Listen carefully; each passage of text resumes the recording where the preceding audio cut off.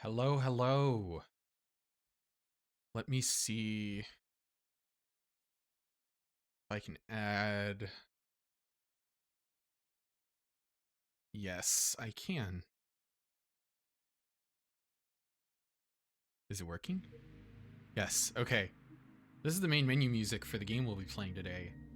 And I figure instead of listening to the normal stuff, we could just listen to the game music. While chatting a bit here. I think I will lower it a bit more though. It's very loud, at least for me. Um, yes. I'm before we get started, I'm wanting to look up something because I've made a connection today, which is when I am in a lot of migraine pain, I don't tend to experience a lot of fibromyalgia pain, and I didn't make that connection until today.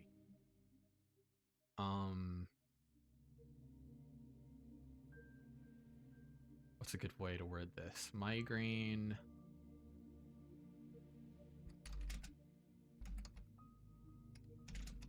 Let's see here. If anything comes up. they can worsen each other. Oh no, wait, I'm stupid. You know what it is? I know what it is. I know what it is. I'm in less migraine or fibromyalgia pain when I have a migraine because I'm probably taking so many fucking different painkillers for the migraine that it removes the fibromyalgia pain. That, yes, that is what it is. That makes a lot more sense. It's hilarious because there's also a whole bunch of people like citing my specific migraine medication, which is Ubrevely, and saying that it helps with their migraine or their fibro pain. Okay, that makes sense. Okay, that's that mystery solved for now. But yes, Temporary Detour. This is a game that I only found out about last week. I saw that it was going to come out this week, and I was like, I'm gonna play it. I'm gonna play it on stream. It's a neat little story game, and hopefully shouldn't take more than 2 streams to complete. Let me think here about other stuff that's going on. I don't know how often I'm gonna stream Mecha Break in the future because I'm top 100 now, and my queue times are abysmally long, like oftentimes 10 minutes or more to find a single match. And when I'm in a match, oftentimes I am pushed to my very limit, even when consuming things that help me push past those limits. Sound effect unrelated.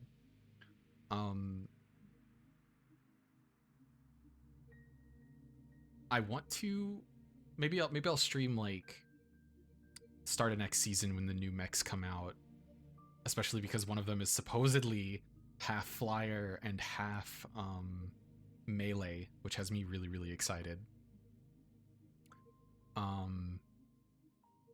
I heard a lot of people saying that if there aren't better anti-flying measures put into place, they're going to quit the game, which as a Alphard one trick I could completely understand.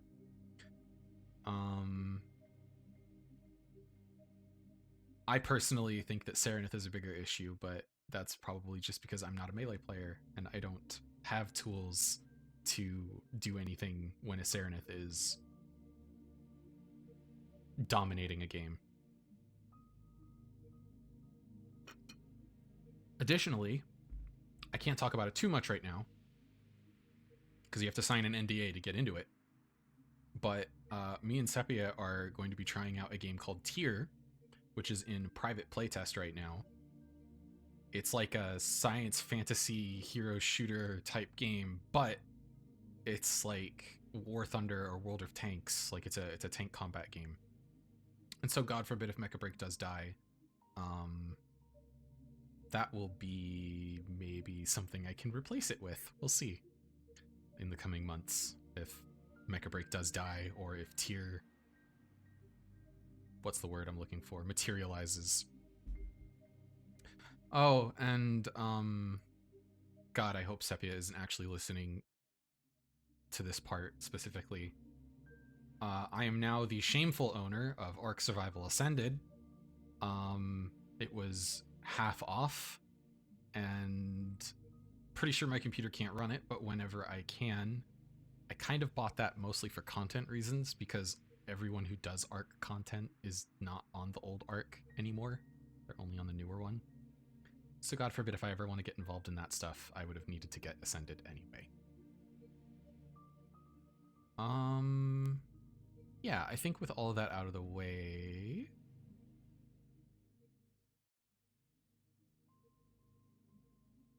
we can switch to Z.A.T.O or Z.A.T.O, depending upon how you want to say it.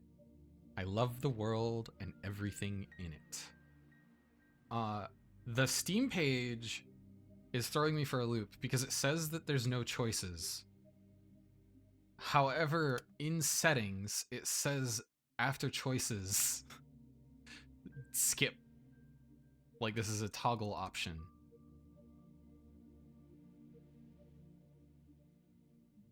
And it is supposed to be a visual novel, I think. Which, I think the difference between a visual novel and kinetic novel is that visual novels have choices and kinetic novels don't. I don't know if the Steam page is messing with me at all. We will have to wait and see. Also, I might have to move things around depending on, like, depending upon where things are placed in the interface. We'll wait and see.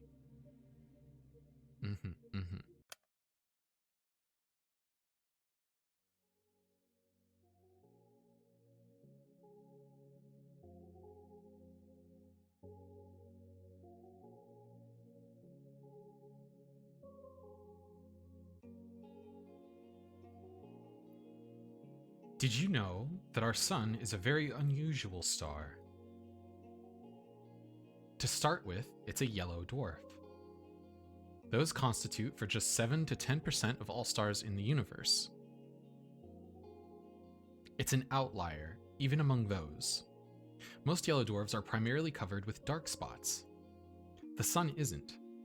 The majority of its surface is bright. In fact, it has 3 times the number of light spots than it does dark spots.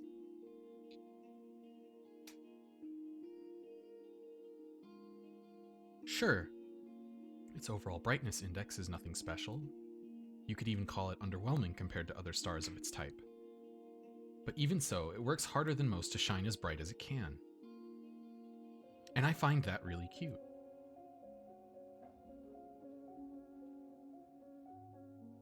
I don't remember where I read about this.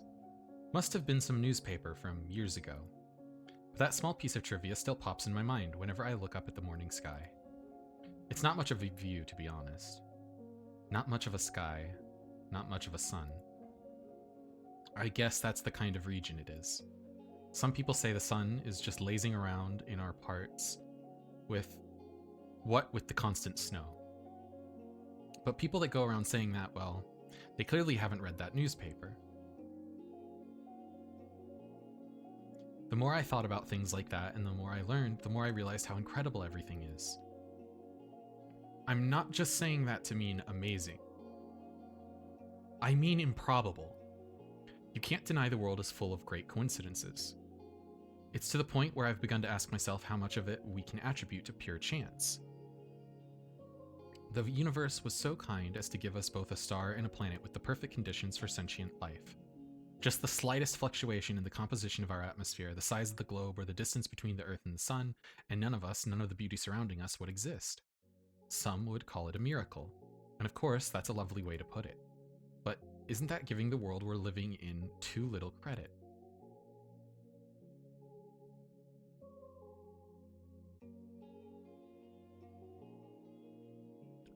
It's not that I subscribe to the anthropic principle or anything. I'm not so arrogant as to believe the universe exists just for our sake. Or rather, I'm not so sure it exists solely to be observed.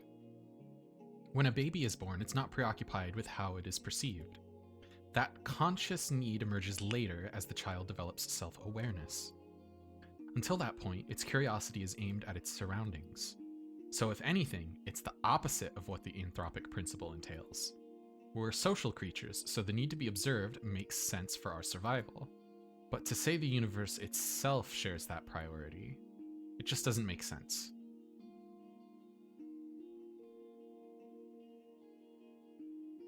Although, you can also think about it this way. A child is curious about the world because it perceives the world as external. But what if the child is the world? What if all that it could ever observe existed within itself? What can the all-encompassing universe be curious about? There's nothing but itself, so nothing but itself. There's nothing else to care about in the whole wide world. It is the world. This is just solipsism, isn't it? Duh. Wait, now this makes perfect sense. If I put it like that, I guess the universe has no choice but to be self-centered.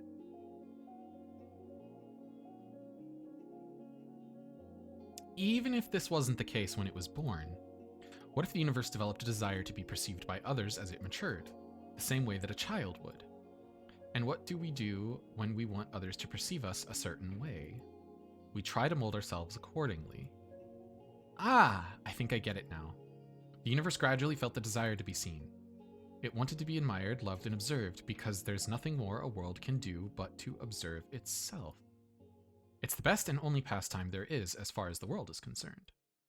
And if observation is good, more observation is even better. Of course, an endless universe can observe itself endlessly. You can say that its observation value equals infinity. That value may seem absolute, but it isn't really, not in mathematics. Infinity plus 1 exists. It's a value that the universe could never reach as a singular, albeit infinite, observer.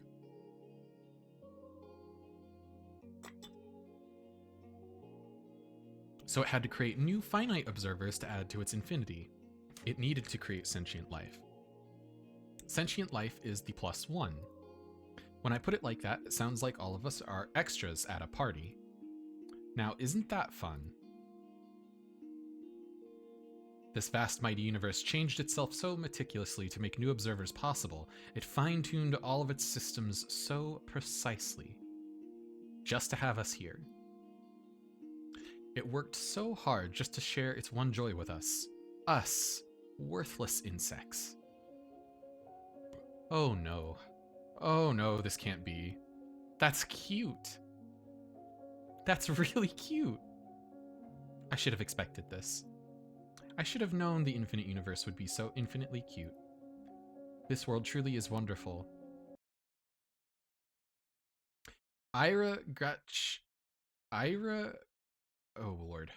Ira Gretchevskaya is missing. I probably mispronounced that. Asya is us, the main character. I look up from my desk. A low hum runs through the class. Krachevskaya? What? Seriously? She's just skipping. Nah, she ran off with that one guy. You saw? No, but come on, you know her. She's totally... Silence! The teacher chaps her journal on the desk. Ira's parents filed the report yesterday night. They haven't seen her since she left for school. Another round of whispers. The teacher raises her voice. So if any of you have any information that might help in finding Ira, please report it to the teacher's office or the police after class. That is all. On to the lesson. A chair creaks in the back. Wait. You really expect us to just study like normal after hearing that? Yeah. We're shocked, you know. We're worried sick. Seriously, our classmate's missing. Our friend, Irochka? The room fills with repulsive giggles. Cut it out. Garen, sit back down. The teacher's voice sounds just as dry as it did when she broke the news. She turns towards the blackboard to write down the date. We all know the situation will probably resolve itself just fine. So let's not act dramatic. If you have anything valuable to say, I'll be happy to hear it in the office. She puts the chalk down and begins the lesson. It's December 19th. A bird flies past the window.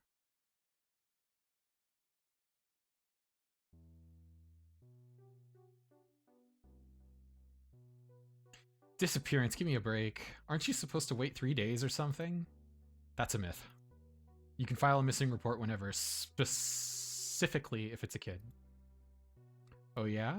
Hey, let's report each other as missing and see who they find first. No, but seriously, what's with the sudden hubbub? So she didn't come home, big deal. I thought wandering off was her whole thing, right? That's just Grachevskaya for you. Bet her parents just want some attention. Like they need any more of that. I've heard some weird cases. Never say never. Crazy is genetic. You think she's in some crack house now? Jesus Christ. No way. Do we even have any? I wish. At least there'd be something fun to do. Honestly, she's like for sure with that guy, right? The guy? You don't know.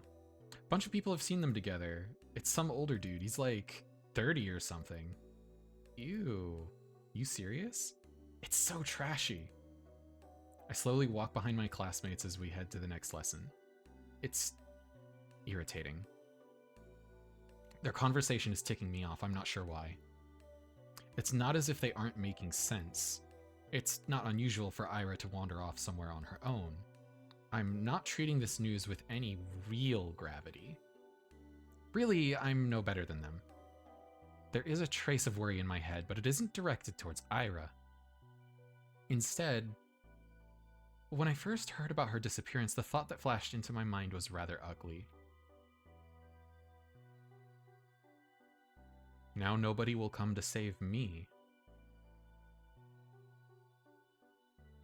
Gross. But regardless of what people are saying, and regardless of what I personally think, that's still a missing person. Her poor parents must be worried. Just picturing it makes me feel glum. I'm not surprised Ira would just run off somewhere without telling anybody, but still.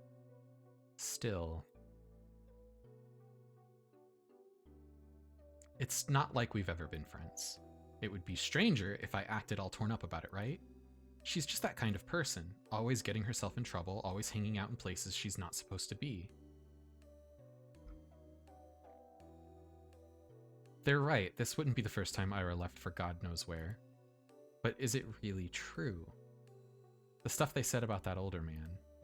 I've never seen or heard anything like that. Even though this whole time...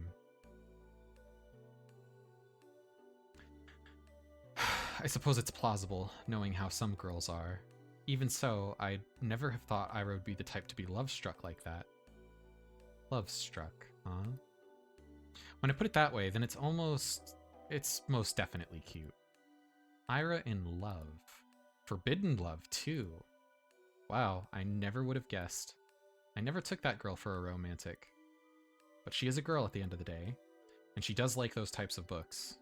So maybe she was planning to elope all along? Ah, crap. Crap. It's all so complicated. I'm really torn on this, I really am. On one hand, it's super romantic, such beautiful young love with no regard for what anyone thinks. It's so incredible. It's incredibly cute. But on the other hand, I'm really sad. It's selfish and it's dumb, but if Ira is really gone, it's like I've got nothing to hope for anymore. Hey, Shubina. Huh? You know anything about this? No. Why would I? Well, you two were pretty close, right? Their whole group chuckles. We weren't. No? Oh shit, I just realized I'm completely covering up the, expressions of the main character. Hold on. Let me see if we can't move this out of the way. I'm in the way of chat now. Oh well. We'll just hide chat, move me over here. Yeah, something like that. Actually. Haha! Ta-da! Problem solved. No. No, not at all. Really? Okay! Not reading that one out. Oh my god. What? They all erupt in laughter. We weren't. We didn't even talk. Vadim, you dumbass. Kutrevska's screwing the other guy, or the old guy. She ain't like that. I don't know. Some chicks swing both ways. You never know these days. I don't. It's... Look at her face. Chill out. We're just kidding. Jeez. Why are you getting so scared anyways? You really a lesbo or something? I'm not! They just keep laughing. What can I even say to that? No matter what I do, they just keep laughing. Alright. I guess we can add homophobia to the content warning list. Anyway, there's no way to edit a message. Yeah. If Ira came in through the door right now and heard what they were saying, all hell would break loose. I mean, she only disappeared a day ago. She's probably just coming late today. She doesn't even know there's a missing report. Maybe she's already left her lover's place. Maybe she's trudging through our snowy schoolyard as we speak. No, she's already inside. She's already left her wet, puffy jacket in the cloakroom. And now she's going down the corridor. Up the stairs to the left. That's right, she's coming. She's gonna storm in any minute now. Right, that's it. I hear her, I can hear her footsteps. She's coming. Ira's coming. What's with that face? You look like you're holding in a shit. She's totally a lesbo. I'm not. I've never talked to her, I told you. The steps walk past the classroom. Now that they're closer, they don't sound like her at all. They never sounded like her in the first place. Oops. Right click opens up the menu, okay. Well, maybe not with her, but like, in general. Yeah, you don't have a boyfriend, right, Shabina? Why is that? Huh? I don't know. Dude, look at her. Be real. Come on, don't say that. What, you want to be her boyfriend? Hey, Shabina, want to go out with Igor? Oi! What? Come on, he's a great guy, right, Igor? You treat her right. Piss off, man. I'm not doing this. I bite my tongue. There I go again. Bad habit. It's not like it works anyway, so why do I keep doing it? I plop down at my desk and start mindlessly flipping through the textbook. I need to stop indulging fantasies like that. It just makes me feel stupid every time. If Ira came in through that door and beat them up right then and there, would it really help my case? They'd probably keep saying the same things behind her back. And to my face. I guess it really would be for the worse. Yeah, I shouldn't have wished for that. If Ira saw that, it would just add fuel to the fire. So it's a good thing she didn't interfere. It's a good thing. It's a really great thing. Ha. At least these guys don't bother me for the rest of the day. Everyone's too preoccupied with gossip. I can't focus on studying either. I keep thinking... The last time I saw Ira, the teacher says her parents... Oops. God, I need to stop doing that. The teacher says her parents saw her leaving in the morning, but she didn't show up to class. That part's nothing new. Ira has always had a bad attendance record, so I assume she skipped as usual and went to see that man they talked about? Did she go to him right away? Because in that case, yesterday evening, go home, Aestra.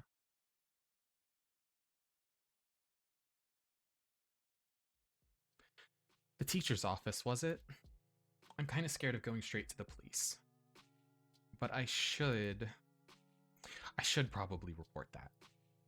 Not sure if it will be of any help. And for some reason, the idea of telling anyone what I saw, something about it doesn't sit right with me. But there's no logical reason for that. I need to get over myself. Sure, she's probably fine. I know that. Freaking everyone knows that. But if she's not, well, I'm gonna regret it big time. Oh, but I might also be tearing star-crossed lovers apart. If Ira really ran away to be with someone that she cares about so deeply, away from society's ridicule, would it really be right to ruin it? Yes. Crap, I have to admit, I'm also a little judgmental. I mean, if it's really beautiful, I do believe that judging love like that is ugly, ugly, ugly, but whenever I start to consider it closely, I just can't brush off how much older that man is. I just can't, and with good reason. I'm no better than the rest. Wait! That's it! So that's why I don't want to tell anyone about what I saw. It must be the good in me screaming, don't ruin their good fortune. They're probably so happy together right now. It's none of your business. Gosh, yes, that must be it. That explains everything. Should I follow my heart then? Should I keep silent? It's not as if what I had seen will make a difference. It was kind of inconsequential. There's no point in telling anyone about it at all. It's not the kind of information that points to any particular location or culprit. Not that there is one. So let's keep silent and everyone will be happy.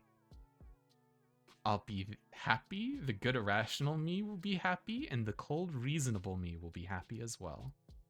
Yep. Yep. Good job, Aisra. Aisya. Aisya.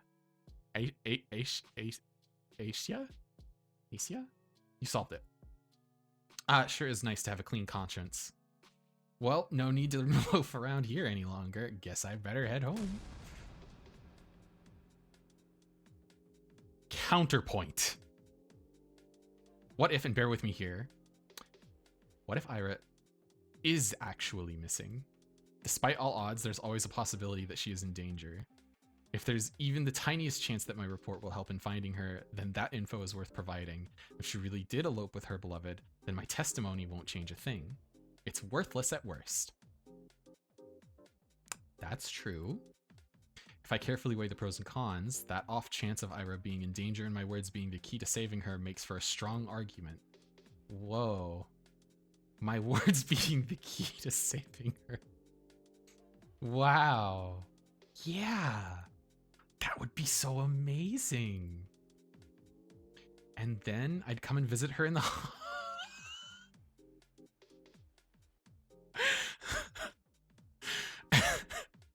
And then I'd come and visit her in the hospital and she wouldn't know how to thank me. She'd say I shouldn't have. She'd say, I told you to leave me alone, dummy. But then I'd just shake my head and respond, it's nothing. I was just doing what I was supposed to. No, I gotta come up with something cooler. I'll need to think about that. I've decided that our protagonist is amazing. Wait, why is she in the hospital? Do I hope that she ends up in the hospital? Jeez, of course not. I don't need my freaking testimony to save her. I hope my testimony is useless because she's already home. Or is calling home, telling her parents how happy she is with the love of her life. That's what I hope for. I just keep having stupid thoughts today. At least I know what I should do now. I've made my decision. I'm going to the teacher's office. Where was it again? I doubt they expect anyone to come. I'll probably look kind of silly. Wouldn't be the first time. Who cares? Walking down the staircase to the right, down the hall. That's the teacher's office. Oh? A girl. There's a girl standing there right by the door. I think I've seen her before. Is she an upperclassman? Our town is really tiny, and so is our school. If I were a better person, I would know. Oh, wow. Wow. If I were a better person, I would know her name. Hmm? She turns to look at me. I'm not sure what she's expecting, so I nod a little. Is there a queue? A queue? To the office. Oh. Oh! Oh, no. I'm just waiting for someone. Ah. Okay. Hey. What? You're Asia, right? Yes. How did you know? That's kind of a loaded question. How do we know anything? I mean, it's not like we have lots of faces to remember here. You know me too, right? Sorry. Really? That's what I was talking about. It's not that I don't care to remember everyone's names. I just don't know where other people get them from. They say that in tiny cities like this, everyone knows each other, but that's just not true. Big mood. Big fucking mood. We learn about the people outside of our immediate circle through gossip or common friends. But I haven't made any new ones since the day Tasia left. And gossip? Sure, sometimes I overhear my classmates chatting about this and that. but I don't like listening to them. I don't like their voices, so I try not to pay too much attention. Wow. Wait. When I put it like that, oops. God damn it. When I put it like that, it kind of does sound like my fault. My point is, when people regurgitate that idea of everyone knows everyone, the word everyone doesn't include me. Holy shit. Biggest mood I've seen in a character in a long time. The name's Marina. Oh, nice to meet you. Nice to meet you too. You got something to share about Gachevskaya? How do you know? What do you mean, how? We had an announcement, same as you. They told us to report to the teachers and all. Ah, I see. For some reason, I thought they only broke the news to us, Ira's classmates. But it makes sense they'd at least give the upperclassmen a heads up, just in case they happen to know her. Which means, you also know something about Ira? Yep. Oh, that's great. So you talked to the teachers already? Sure did. Wow. And what did you tell them? Tisk, tisk, tisk. That's between me and the investigation. You can't just spout info like that out in the open, Asya. The walls got ears. Oh. I understand. Sorry. Okay, well, you don't have to apologize. Crap. I'm making an awful first impression. Not only did I not know her name like I was supposed to, but now I look like I don't know the first thing about vigilance. Who am I kidding? I don't. I'll just go in then. Marina suddenly blocks my path. Haha, no you won't. I'm sorry. You're not telling them anything. Whoa.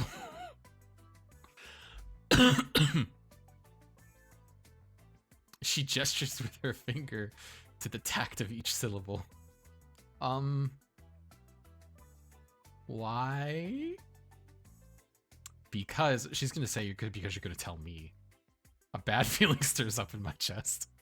Please don't tell me it's gonna be the same thing as my classmates. Is this because I acted rude?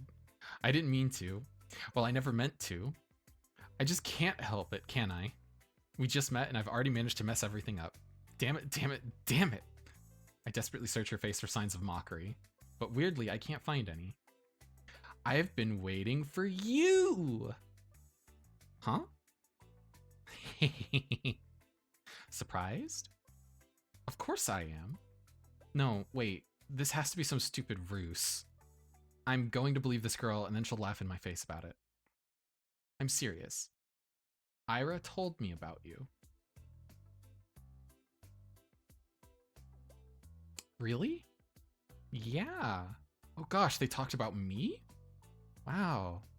I'm shocked Marina is being as friendly she is, considering the kind of description Ira could give. Wait, does this mean that she's a friend of Ira's? For some reason, I never thought about her having any, at least not at school.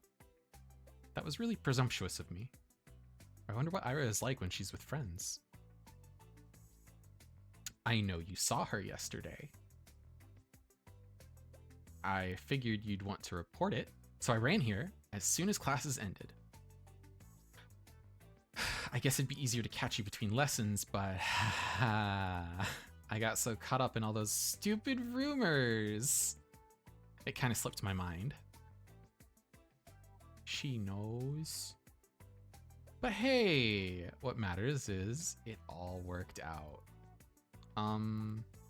So why are you stopping me? Ah, well. Rena looks around the empty corridor before lowering her voice. If you tell them about yesterday, they'll make everything worse. Huh? Let's not talk about this in front of the office, okay? Come on, let's go. She takes a step back and beckons me with her hand. Not sure what she has in mind, but it doesn't seem like a prank. Still. Wait. I know Ira's probably fine, but isn't it better to play it safe? The faster we share all we know with everyone, the... Quiet, you! I just said that we shouldn't talk about this stuff where the adults can hear. Marina grabs my hand and starts dragging me down the corridor. She's not exactly being quiet either. All of my stumbled protests sound so weak they might as well be white noise to the other girl. Welcome in, Violet. So, to give a very, very quick recap. We are... I'm gonna look at the Steam page. Hold on.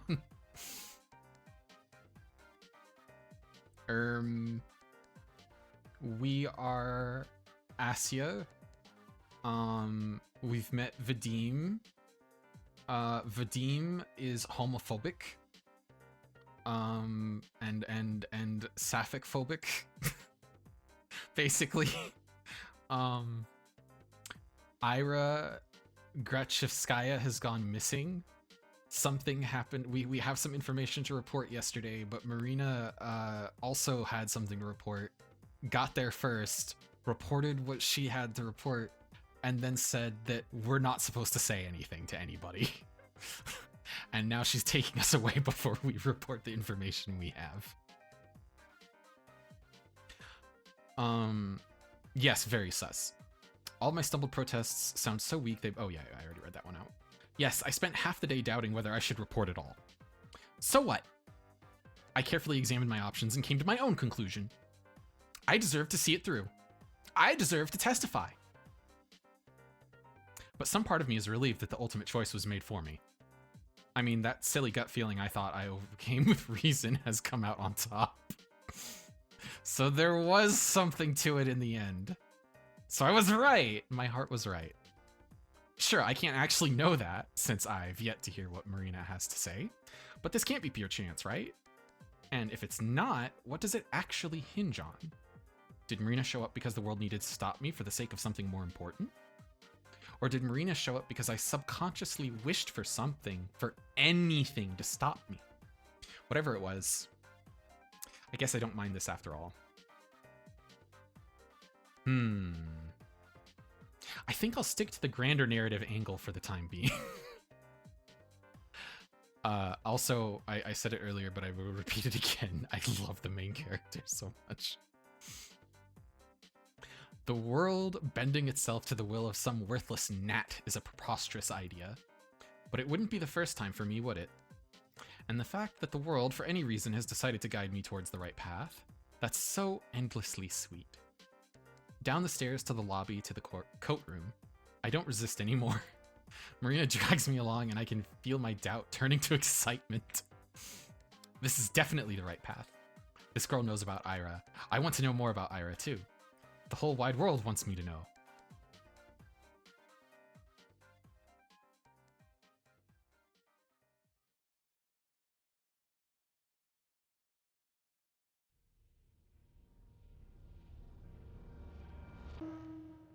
Oh, okay. Title sequence. Got really scared for a moment.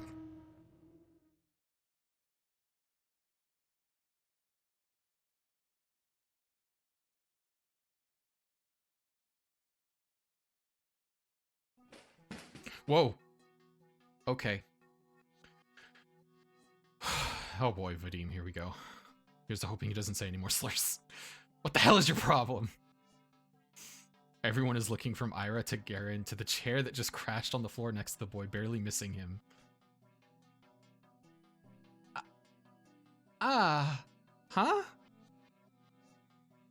Oh, this must be a flashback. Grachevskaya, the fuck? Is she insane? Somebody call the teacher. Not paying any mind to the commotion that has filled the classroom, Ira storms towards Garen. Her face is contorted with rage.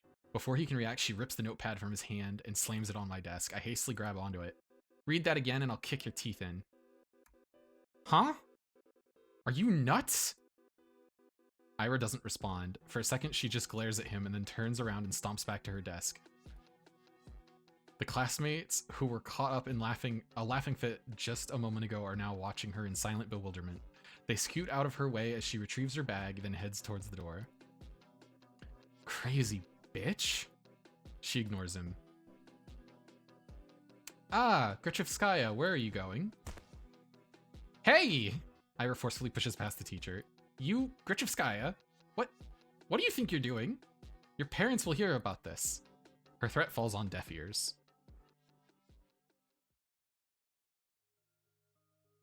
Everyone knew Grechevskaya. She's always been like that, I think. No, not throwing chairs around. Ira had no regard for the rules that everyone's supposed to follow. I guess they call someone like her a problem child. Her parents got a lot of flack for it. It's only normal in a town like ours. Not just because it's small size, but because of its, let's say, exclusivity. Vorkuta 5 prides itself on its virtually non-existent crime rate. That's the natural consequence of nobody being allowed to enter or exit without a permit. What's that other game called again?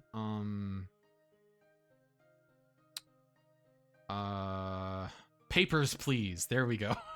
That's the name of the game. Yep, that's the one. You're lucky to be here, to have a salary higher than the national average, to have access to goods people in the neighboring towns can't even dream of. Few get afforded such a privilege. This doesn't sound very communist of you guys. Last time I checked, our population hasn't even hit 6,000. Wow. It's,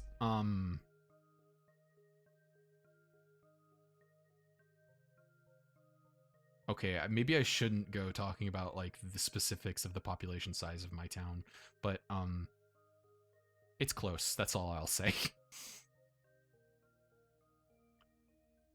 So when someone like Ira appears on this tiny society's radar, she's just not seen as a delinquent.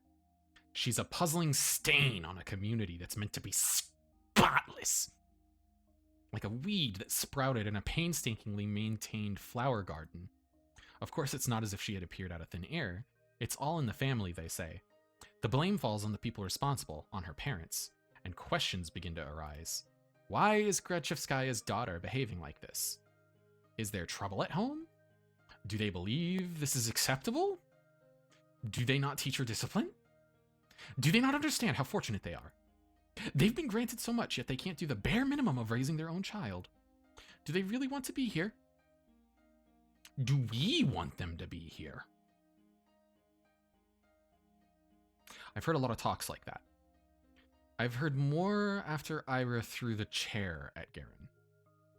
I didn't get why. Everyone was just having fun. And it was my fault for bringing the notebook anyway.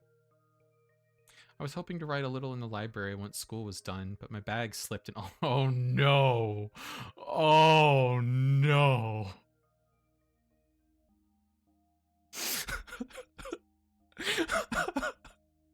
Oh no!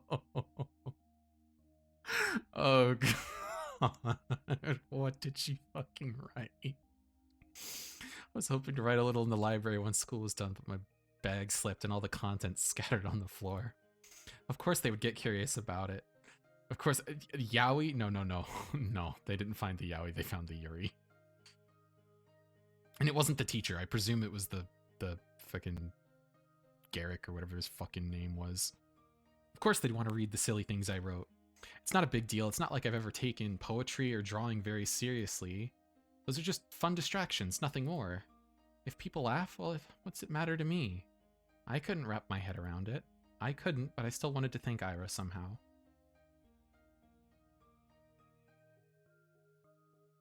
She rarely shows up to school. And even when she does, she can just leave at random. I couldn't get a hold of her for a long time because of that. Well, that, and also I was really scared. Ira has never much looked at me. Even when she lashed out at Garen, it was like I wasn't even there. But 2 weeks after the incident, it finally happened. We crossed paths. I went to the bathroom during some lesson. I think it was math. I came in through the door. Oh, she's a real delinquent. She smokes. And there she was, blowing white smoke through the half-open window.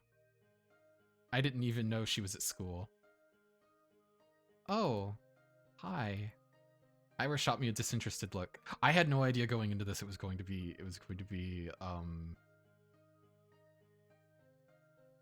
What's it called? Is this Toxic Yuri? It's probably Doomed Yuri. Almost certainly Doomed Yuri.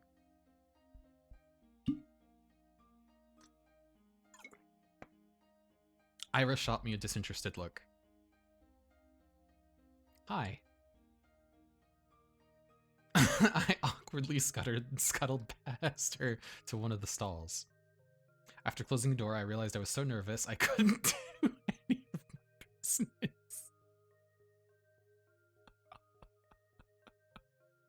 So I just sat there thinking about how I should approach her.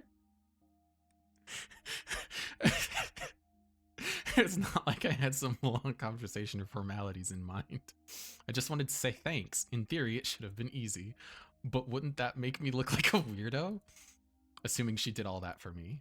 That would just make me look self-centered. I had no idea how much time had passed while I was in the stall. Maybe 5 minutes, maybe 20 seconds. But when I heard what sounded like her getting off the windowsill, I swung open the door. Wait! Huh? I froze up. She stood next to the window, bag in hand. The cold draft wafted through her hair. I had to say something. I got this rare chance. The world gave me this rare chance to tell her what I wanted. What am I supposed to say? Thank you? After I just tumbled out of the door. Stop. What? She raised an eyebrow. I just stood there with my mouth helplessly open, as if I'd just gone mute, as if every word in the Russian dictionary got wiped from my brain. Whatever.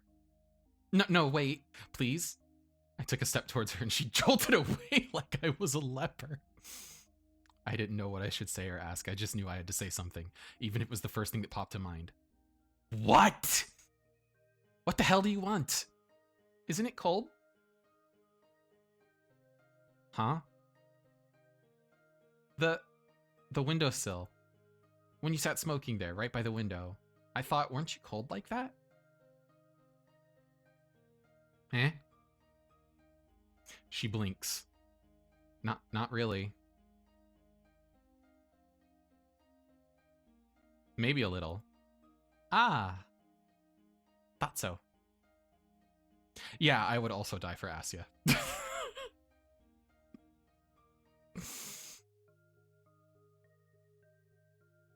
Anything else? No. I mean, yes, I'm sorry that you got in trouble. Huh? Well, I figured I heard you got into a lot of trouble after that. You know, when Garen read my stupid poetry. I'm sorry for that. She eyed me for several seconds, which to me felt like an eternity. She's gonna say that she has no idea what she's talking about. She doesn't even remember. Then she sighed and slowly flipped her hair back. And why are you apologizing? That had nothing to do with you. Huh? Well, I guess not. His voice was getting on my nerves. I see. I looked down at the tiled floor. I knew that was the case. Of course. It's not like I was hoping Ira jumped in to defend my honor or anything. I wanted to thank her, regardless of intent. But no matter how hard I thought and tried to word it, everything came out sounding awkward or wrong. Why does this always happen? The soles of her boots squeaked against the floor. She spun around and walked towards the door, and this time I made no attempt to stop her. Your poetry isn't stupid. Huh? I stood there, dumbfounded. Did she just say that? Did I hear that right? Your poetry isn't stupid. Does that mean she likes it? Ira likes my poetry? Ira Gretchevskaya? The bell rang and it snapped me out of my short-term stupor. I shook my head. Right, I needed to get back to the classroom. I doubted Ira was going to be at the next lesson. I washed my hands from nothing in particular.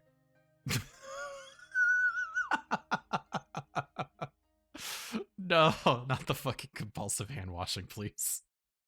I've never felt so called out in my life. Weeks passed. My life didn't exactly change. I went to school the same way. I sat through the lessons, then went to the store, and then to the library or for a walk, and then when it got dark, I headed home. Day after day after day. Huh? My notebook. I just left to get a snack from the cafeteria. Where did it go? Oh boy. Here we go again. Oh, Shabina. We borrowed your homework for a second. You don't mind, right? It's fine. Thanks. By the way, is this supposed to be you? He lifts a scrap of paper up to me. Oh no. I forgot I left it in there. No. It's just a drawing. Yeah? You sure? It really looks like you, if you were pretty. It's not me. Whatever you say. Sometimes my classmates joked around with me.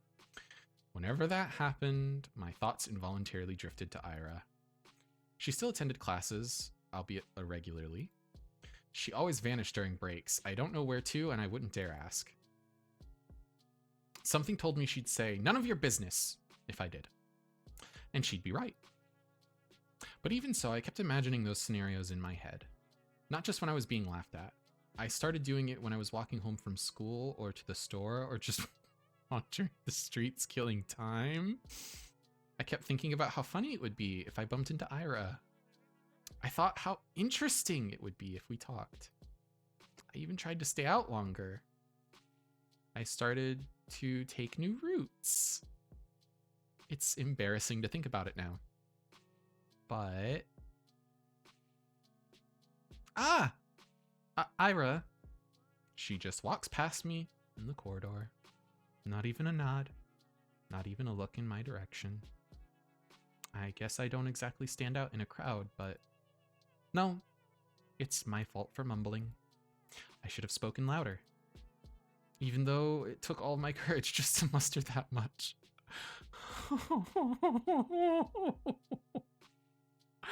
No! Even though I definitely think she should have heard it.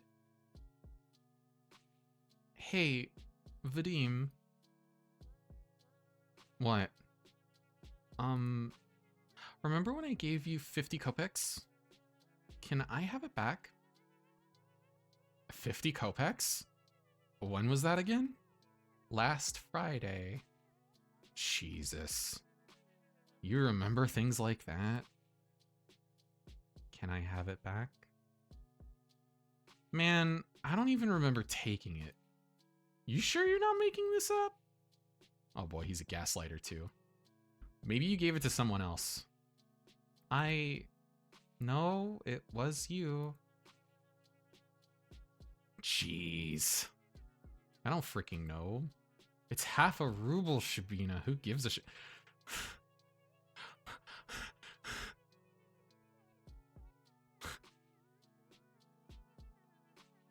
Okay, I know that this takes place like what, in the 90s or 80s or something.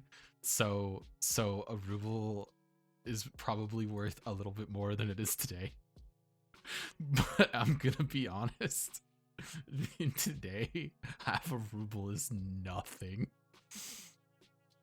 It's half a ruble, Shabina. Who gives a shit is actually kind of true. If I fucking handed somebody 50 cents and then or sorry, no, if I asked somebody for 50 cents, there we go, that's what I meant to say. If I asked for 50 cents today and then they were like, "Hey, it's been a week, can I have it back?" I'd be like, yeah, I guess. I guess I'll give you 50 cents back. Jesus. Yeah, why do you care so much? So petty. You probably just lost it or something. Okay, that's rude. My eyes keep snapping to the doorway. It's empty, of course. What am I waiting for? Even if she should... You know what? I know what's going on. I know what's going on. I know what's going on. She's trying to start shit on purpose. She's trying to start shit on purpose. To see if it... Yeah. To see if it gets her to come. Mug him in front of everyone.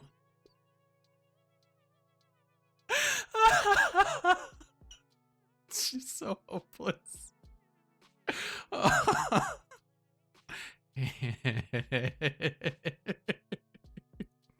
That would be really funny.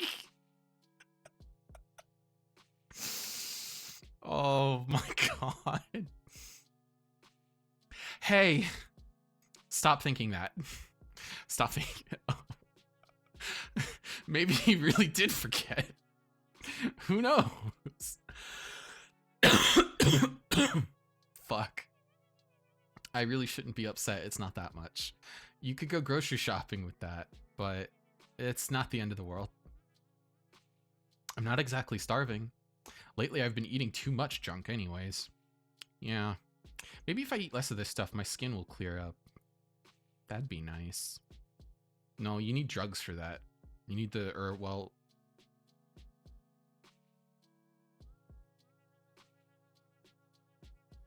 What is it called? Accutane is like literally just vitamin A. I'm pretty sure it's just like therapeutic levels and grade of vitamin A.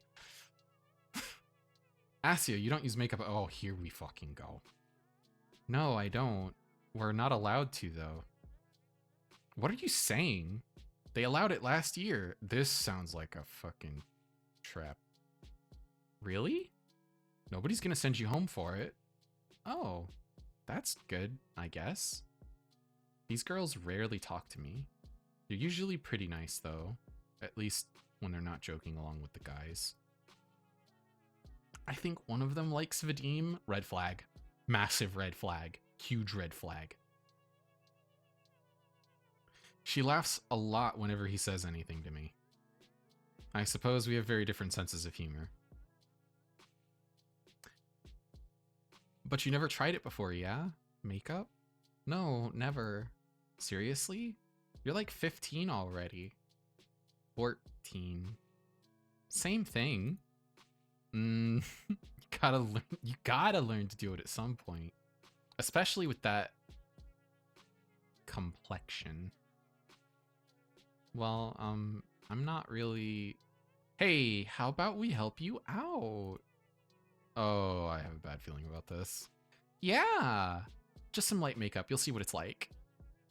I don't know. Come on, it's gonna be fun. Yeah, you're gonna love it. Alright. But... Yay! Come here, then.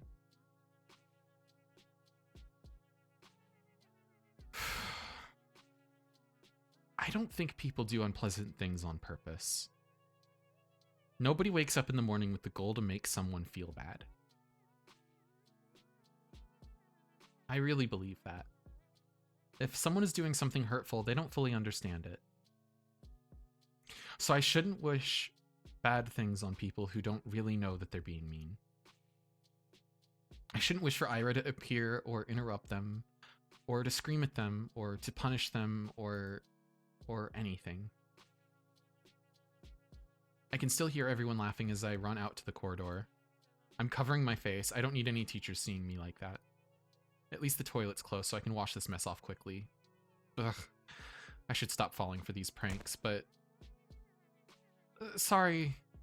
It's gonna be... Oh no. It's Ira. The hell? Ira jerks away from me. I can't blame her. I must look like an insane person. Yeah, I look awful. God. I can't handle her looking at me like that. Uh-oh. Uh-oh. I'm sorry. Huh? I run past her. Run, run, run. I just need to get to the restroom. I just need to wash it off. Oh, shit. After about a month, reality had dawned on me. I kept telling myself that Ira's actions had nothing to do with me. She told me that much, and in no uncertain terms. She said that, and I kept repeating it again and again and again and again and again and again and again, but I didn't believe it. On some level, I still held on to the faint hope that Ira pitied me, that she cared about me for God knows what reason. No, really, what was the reason? Her lashing out at a classmate she found annoying, one who just so happened to be making fun of me. Her not joining in. Her telling me she liked my writing. She didn't even say that much. Give me one moment.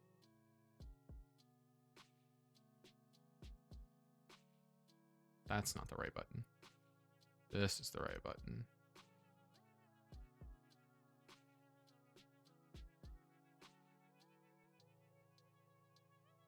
Undefined Thirst, you know, that's a really cool, like, name for a bot. Unfortunately, you are dead now. Alright, back to it. She said they weren't stupid. Oi. Huh? 3 coins.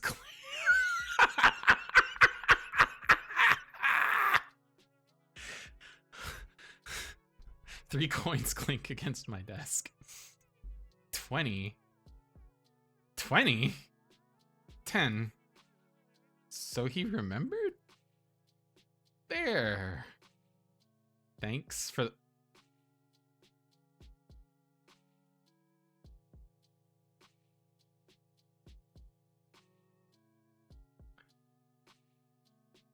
Oh, I hope this guy gets his fucking face caved in. That is horrid. That is disgusting. I hope somebody stomps on his face. There, thanks for the unforgettable night. Everyone around erupts in snickers. There is layers. There is layers to this bullying.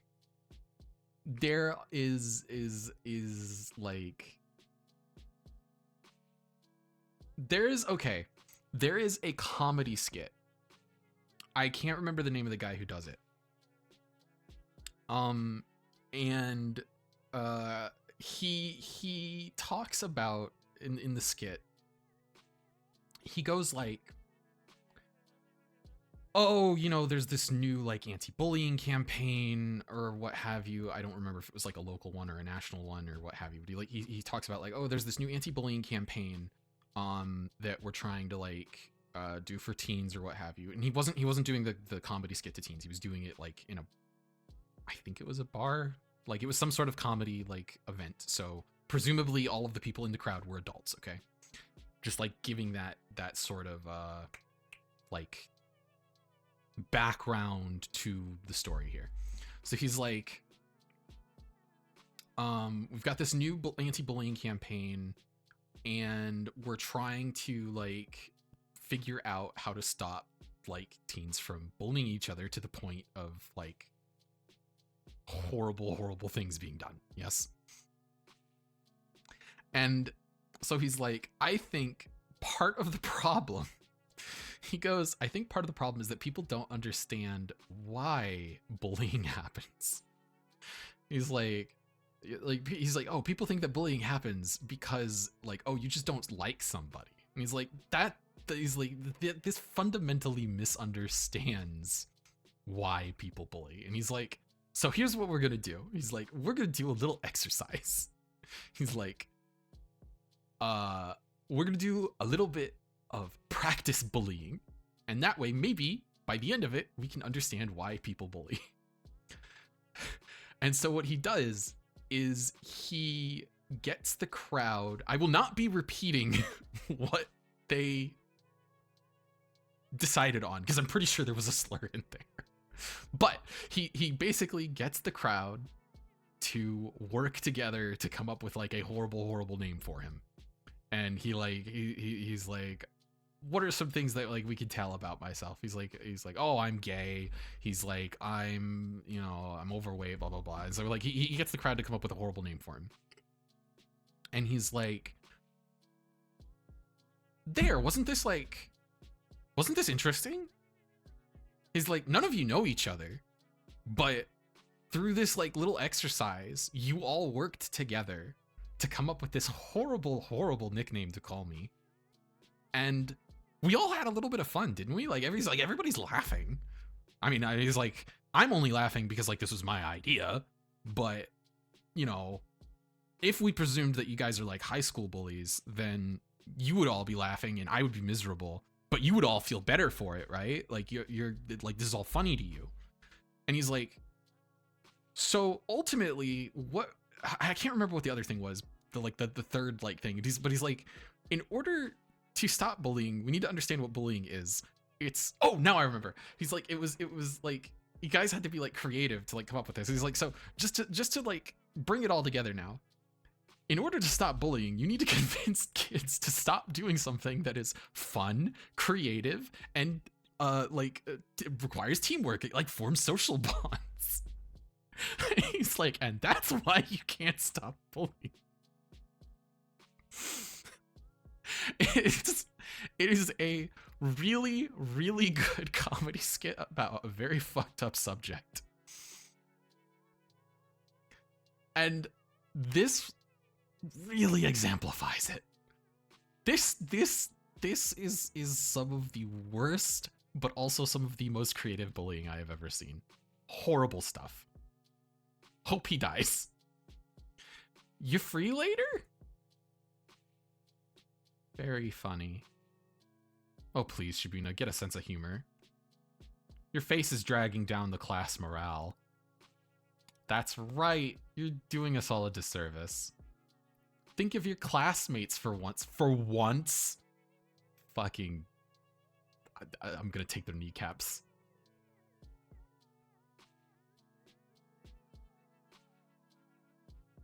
Yeah, I can definitely see the review. What is it? There's a Steam review. Get on a pool board and get on a pool board and backflip into an empty pool is savage, Jesus. I can definitely see the Steam reviewer that said that Asya reminds them of Lane. I get it. I see it too now.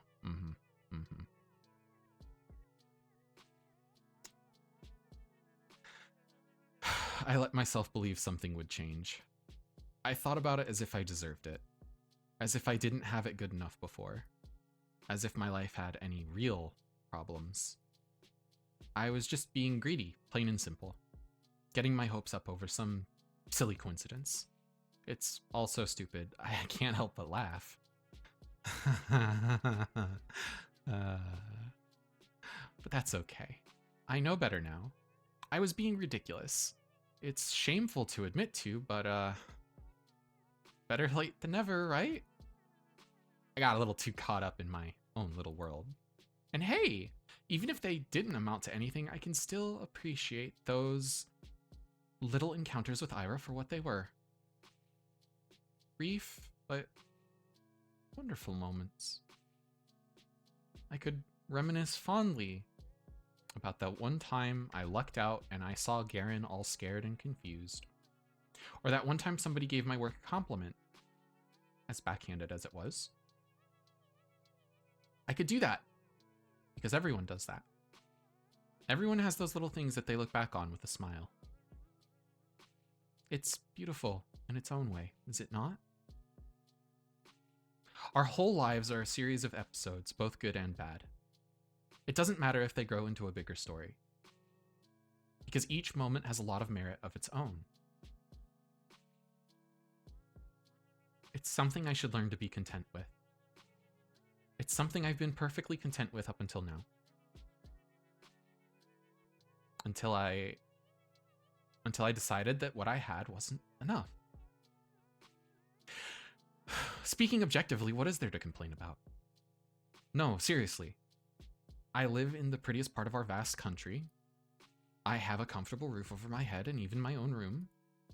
I have 2 living parents. I have wonderful hobbies to enjoy, paper to write on, books to read, TV to watch. I buy myself treats almost every day after I'm done with school. I have good grades and teachers tell me I have great potential. My classmates also recognize how studious I am. I help them with their studies when they ask me to. That's right. I've got classmates that I can always talk to. No. No.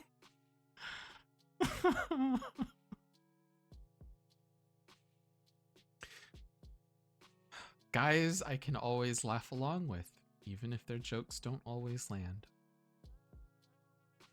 Even if my sense of humor isn't the best. All of this. I have all of this. Right here, right now. Everything that a girl my age could ask for. So why do I act as if that isn't enough?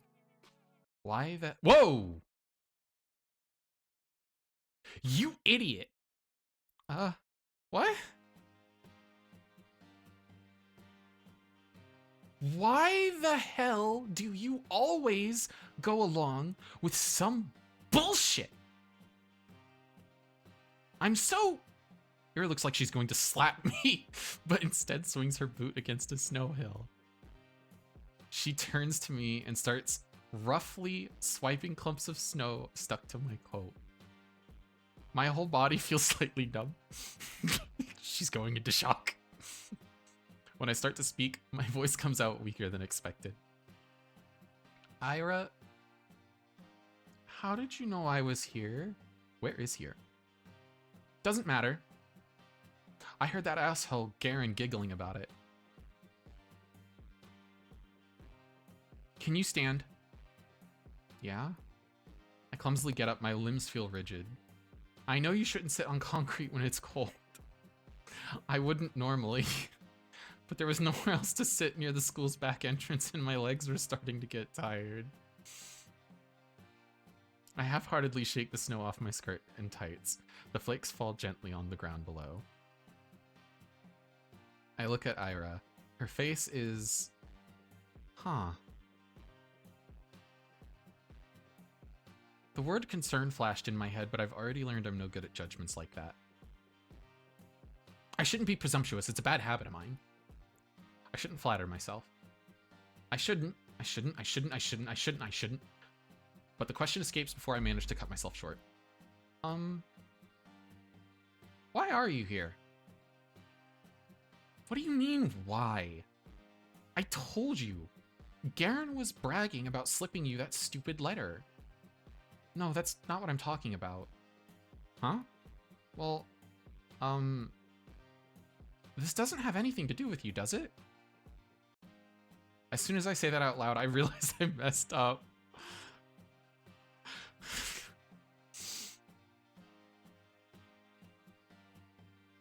I really did. Now she's gonna punch me. Ira's going to punch me for real. And you're gonna thank her for it. She's gonna punch me and then never speak to me again. I don't even say sorry, I just brace myself for the incoming blow. Physical, verbal, I don't care. A little bit funny to throw her own words at her though. Exactly. Exactly, I'm glad you noticed. I've earned it.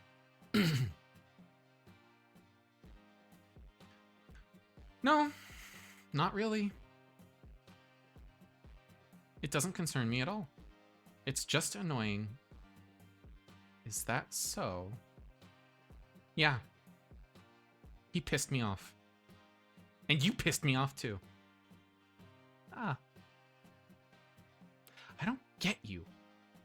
You knew it wasn't real. There's no way you believed that, right? Right? I didn't believe it. I'm not that stupid. I looked down at the moist and crumpled letter I forgot I was still holding. It's the oldest trick in the book. A love letter prank? Really? Who would fall for that? I stare at that shriveled up piece of paper and something about its whole existence feels extremely sad to me. You want to burn it? Huh? I have matches. Ira's the goat. Ira's the fucking goat! Oh. No, no thanks. It's wet anyway. I fold the letter and shove it into my pocket. It will get damp inside, but I don't care. I can't throw it away. A fake confession is still a confession in the... No, it's not. God damn. Those words didn't choose to be written insincerely. It's okay. Even if this whole thing isn't real, I met Ira today. Ira came. After all these weeks of praying, Ira came. Thank you. Huh? I smile at her. Even after I said I had come to terms with it. No, right as I was saying it to you, to myself, to the world, I knew that I was lying. I couldn't throw away that last dumb scrap of hope that I had. That small involuntary thought that crept into my mind whenever I felt slightly lonelier than usual. Oh, holy hell. Good God. Even if it took so long, she finally came. I didn't do anything, really. Ah! Flustered! Ira's flustered. Is she flustered? Really? Haha. That's cute. That's just so cute. Huh? What's with you? Ah, right. I'm grinning like an idiot. Sorry. I'm fine. Whatever. I'm going home. What? Already? Ira gives me a quick once-over. You take care. Ah, yeah, okay. Bye-bye! We wave at each other and I watch her disappear behind the corner. I hesitate. Maybe I shouldn't... It feels like there's still so much I want to say to her. I don't know what or why, but I just know it's a lot. I turn and walk a couple steps in the direction of my home. No, changed my mind. I run back. Crap, my legs are still so stiff. I turn the same corner Ira passed not even a minute ago, and she's already gone. I sigh. The snow here isn't deep enough to leave clear footprints. Not that I'd be desperate enough to follow. Why does she always leave in such a rush?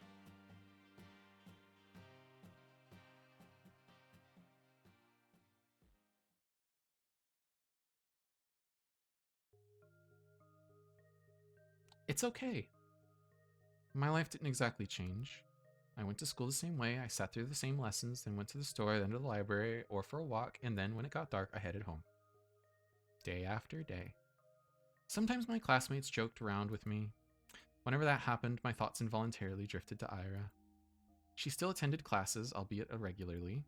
She always vanished during breaks. I don't know where to, and I wouldn't dare ask. Whoa boy, this is verbatim what was earlier. Something told me she'd say, "None of your business," if I did. And she'd be right. But even so, I kept imagining those scenarios in my head. Not just when I was being laughed at. I did it when I was walking home from school or to the store or just wandering the streets killing time. Okay.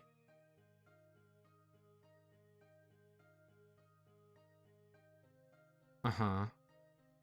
And as naive as it was to behave that way, I kept doing it. Okay, this I think is new text. Again and again. Walking and walking. Praying and praying. No, we're not in a time loop. She's just... It's just all... It was just... Same behavior.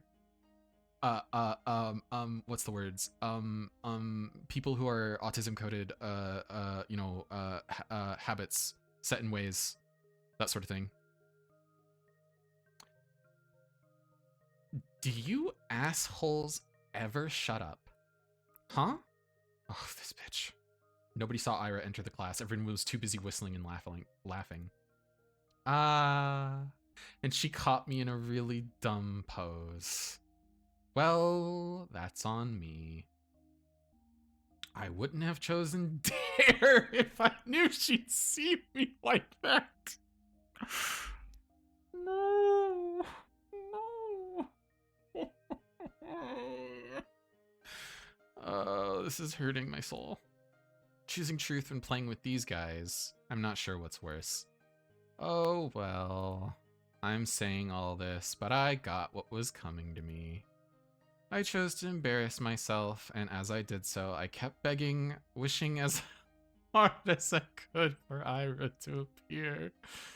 And so she did. And now, despite the overwhelming shame, I feel so happy that I might explode.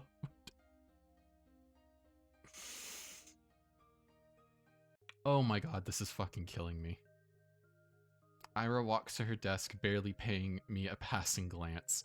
All the boys skirt out of her way, only Garen doesn't. Move. Nah. What's the rush? Come play with us too. Huh? Dude, are you serious? Come on. Have some fun for a change. Look, Shabina's having fun. Right, Shabina? Please don't look. Yes. See? Ira doesn't flinch. Out of my way. Or what, gonna throw a chair at me? To everyone's surprise, Ira calmly puts her bag on the nearest desk. She starts digging through it without saying a word. Why do I feel like she's about to pull out like a fucking gun or a knife? What, got a grenade in there or something? She looks at him. Hmm?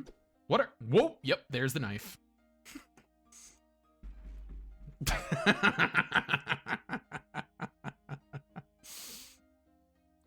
Garen jumps back, bumping into another student. What the fuck? Everyone shifts away. What was that? Huh? What the hell? You... Something silvery shines in Ira's hand. What is that?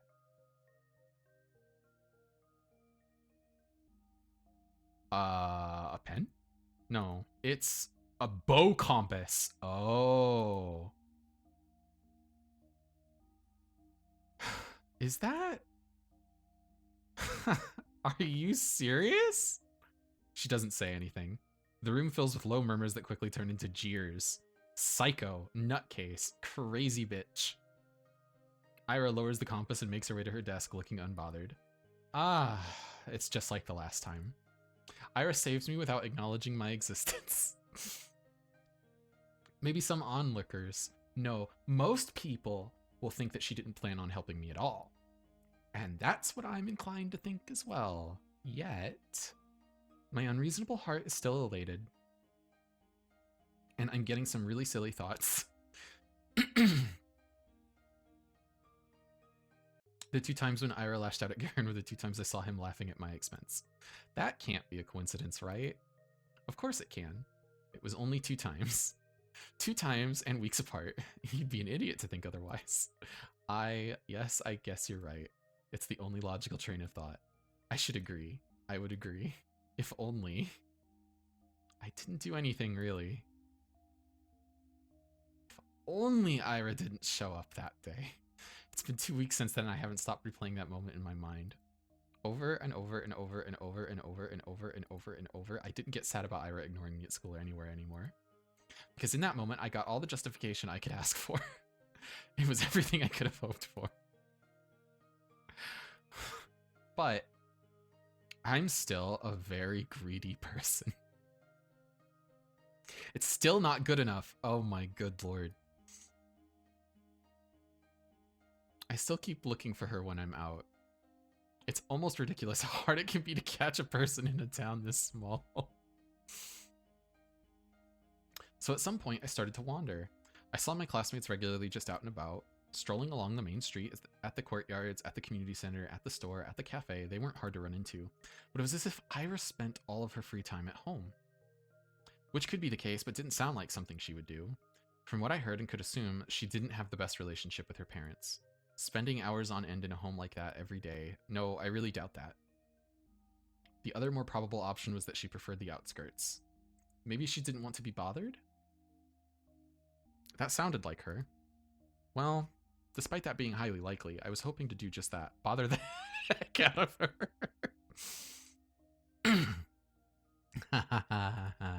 I felt almost brave about it. Ira could totally get pissed. Holy shit. She could push me away. She could even attack me. Whoa!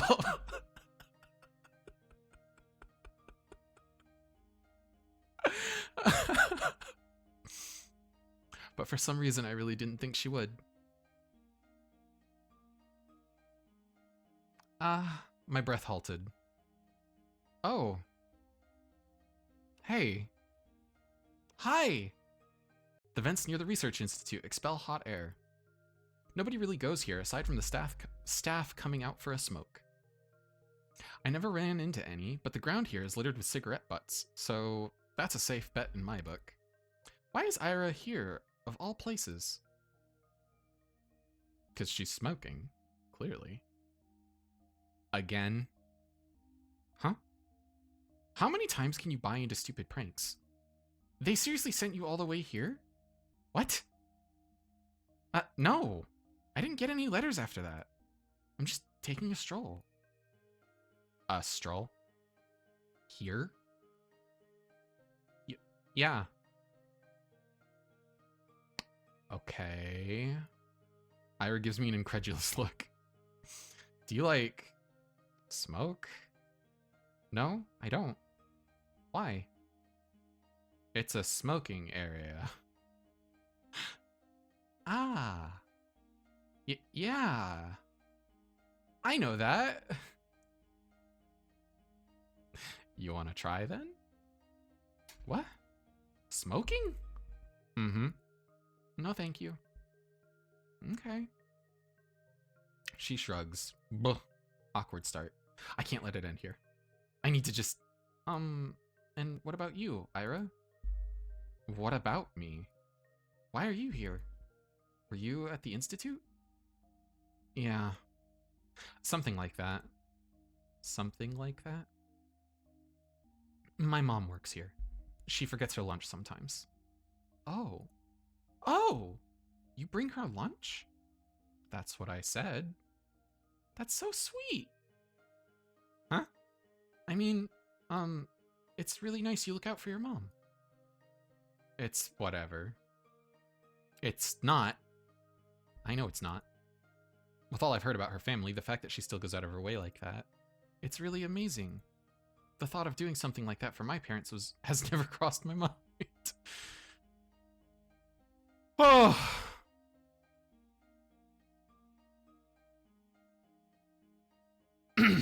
Okay, moving on. If I were told to deliver something, I would.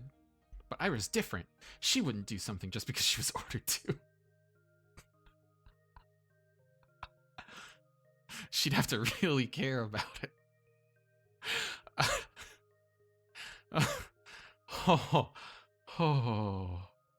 Oh, that's funny. Crap. That proves it. Ira and I weren't cut from the same cloth.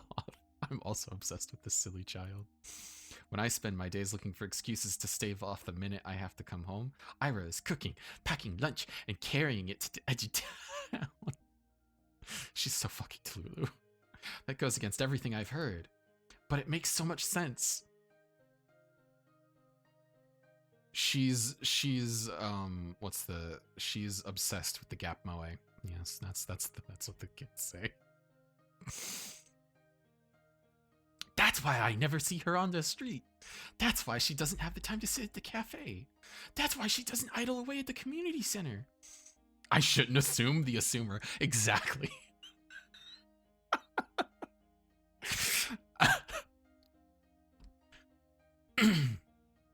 That's why she's such a caring person.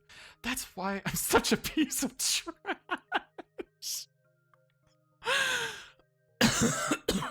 Oh, fuck. I need to go get water.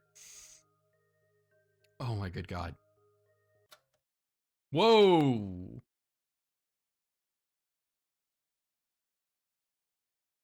Be right back.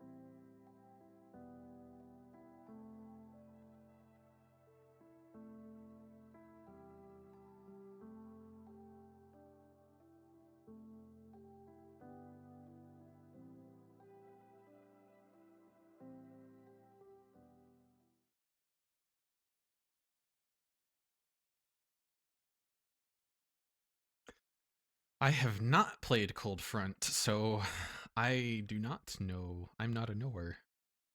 The music cut out too. No. Oh, this is her like voice of reason cutting through the Delulu. She only said her mom forgets her lunches sometimes. Lunches are prepared in advance. It doesn't take long to get to the institute even if you walk from the other side of town. Yeah, that's true. She'd still have plenty of spare time. This doesn't work. This explanation doesn't work.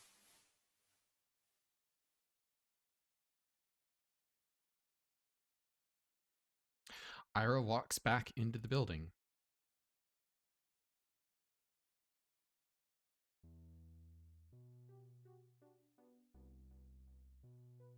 Do I really need an explanation? It's none of my business. I'm not so delusional as to believe we're close enough to share something like that. That'd be nice, but it's not how things work. Wait, was that whole thing not real? Things work like this. When Ira's in the room, Garen doesn't talk to me as much. When she isn't, I wish she would be. Your friend's not here today. Who? Who do you think? Oh, she's not really my friend. You're Pitbull, then. Pitbull? That's spot on. You can't make a harmless joke around that chick without her throwing a conniption fit. It's annoying as shit. They think we're friends? Well, not really, but it looks like they've picked up on it. On Ira reacting like that to me being used as a laughing stock. So it wasn't just me? It's not just my wishful thinking? Ha ha ha. That's nice to hear. Even if I still don't know for sure. It's the most comforting thing I've heard out of Garen's mouth to date. At least she barely shows up. Yeah, they'll probably kick her out before New Year's with that attendance record. Good riddance. That's right. Ira can't possibly be meeting the minimal attendance requirements.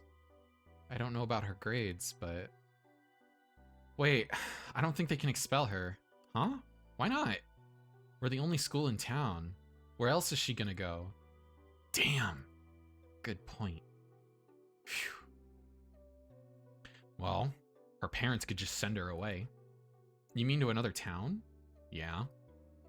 To a relative or something. No! Oh man, now that you say that. Everyone, pretend to be surprised when that happens. No. No, no, no, no, no, no.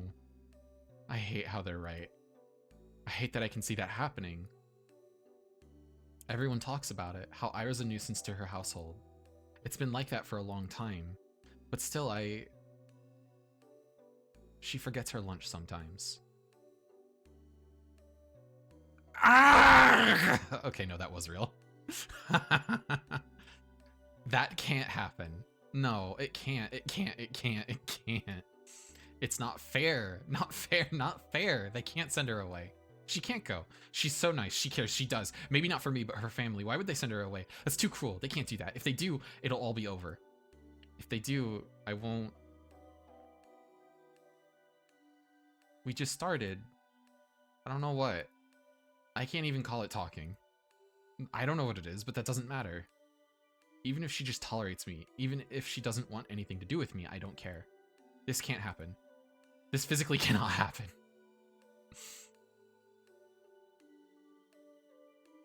I raise my head and look out through the window. The snow is falling lightly on the yard. The dark pine branches sway under its weight. The long gray clouds glide placidly across the tundra. Far past the fences. Past the mountain ridge. So far away that I can't picture it. So far away that my mind circles twice around the earth and comes back to the spot I'm sitting in. This world is way too gentle. It's been too kind to an ungrateful brat like me. So if I've earned this world's good graces, why can't a person so much more deserving do the same? What does a person like that have to do? And is there anything that I can do? A bird flies past the window. Ira. What? I'm really using up all of my luck these days. Ira sits smoking in the girl's bathroom just like she did when I first talked to her. Some snowflakes blow into the room and stick in her hair. It's gotten colder. Maybe you shouldn't sit so close. I know you don't like going to classes much, but you can really get kicked out like that. Is that why you came here? To tell me that? I know that. I'm not stupid. I don't think you are. Do you just really not care? Everyone says that you'll get sent away, that your parents will send you to live with a relative. Is that true? Probably. Yeah. Of course it's true. I knew it was true when I asked the question. Maybe if you just cleaned up, if you just stopped skipping now, then maybe you won't have to go. And if you're having a hard time with studies, I can help. We could go to the library or something, and then there's 1 month left. It's not gonna work. I get it. My voice is shaking. It's better if I keep staring at my shoes. It's okay. That's about what I expected. Of course I know it's pointless to cram at this point. It was just an excuse. A selfish ploy to get some scraps of Ira's time before she goes. I wonder, did I do the same when Tasia moved away? It's only been 3 years. But now that I think back to it, it's all so hazy. I was a very different person then, I'm sure. At least I probably didn't humiliate myself like this. Hey. Thanks. No, I didn't do anything. It was a dumb suggestion. It was nice of you. Nice. Right. She doesn't know. She thinks I'm doing this out of the kindness of my heart. It's just not fair. She really is too good of a person. Are you not going to the toilet? Oh, actually, since you're here, have you seen anyone hiding a diary nearby? Diary? Yeah. You know, the one we use for classes. Maybe you've seen something like that lying around? Ira's expression darkens. Don't worry, we're just playing a game.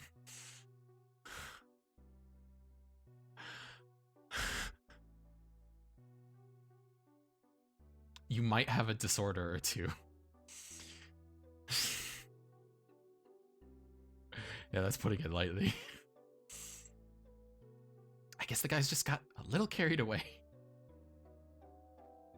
I've checked the whole class in the corridors. It's probably somewhere really obvious, but I'm just no good at that kind of stuff. When I hid Igor's pencil case, they found it right away. She doesn't know I'm secretly evil because I want to spend time with her, the OCD. Stop. You're hurting me.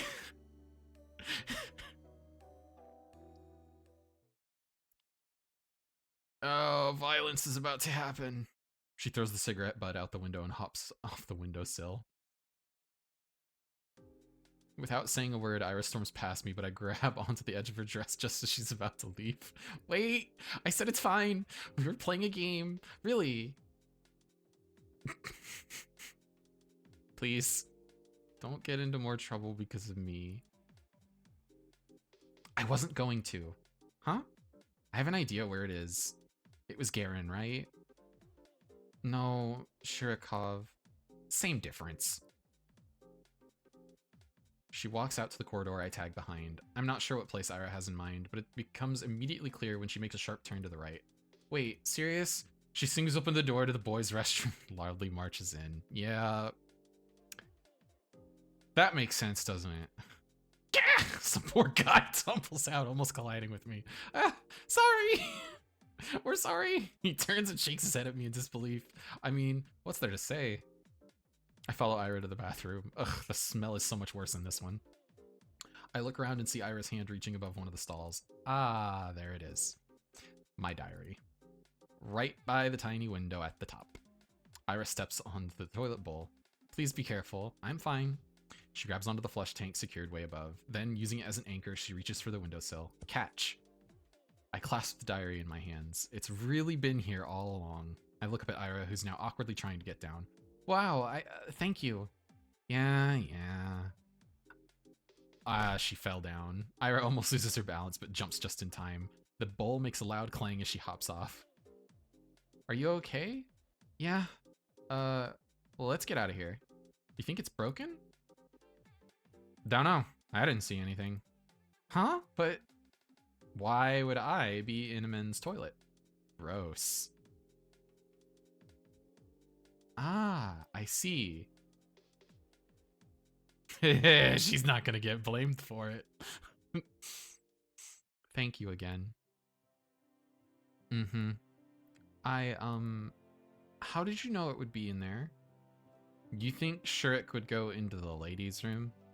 No. I suspected they put it in there. I just didn't have the courage to enter. You can't keep doing this.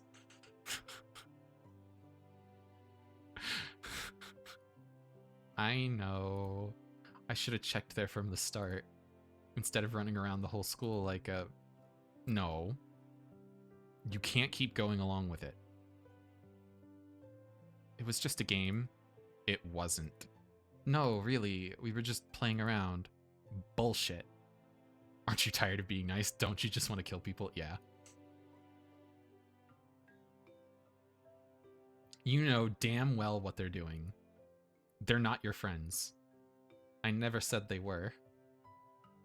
Then why don't you tell them to piss off? For once in your life. I can't. You like being a victim that much?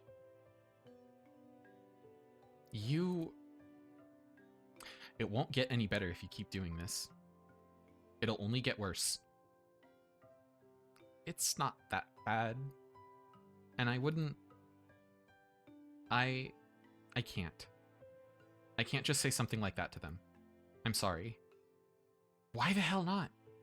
Well, it wouldn't be right, and for the love of...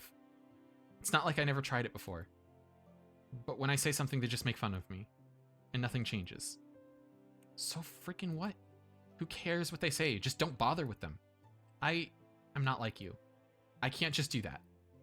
I can't act like I don't care when everyone's laughing. I can't look people in the eye like that. And when I go along with it, at least they talk to me. And I know you're okay on your own, but I...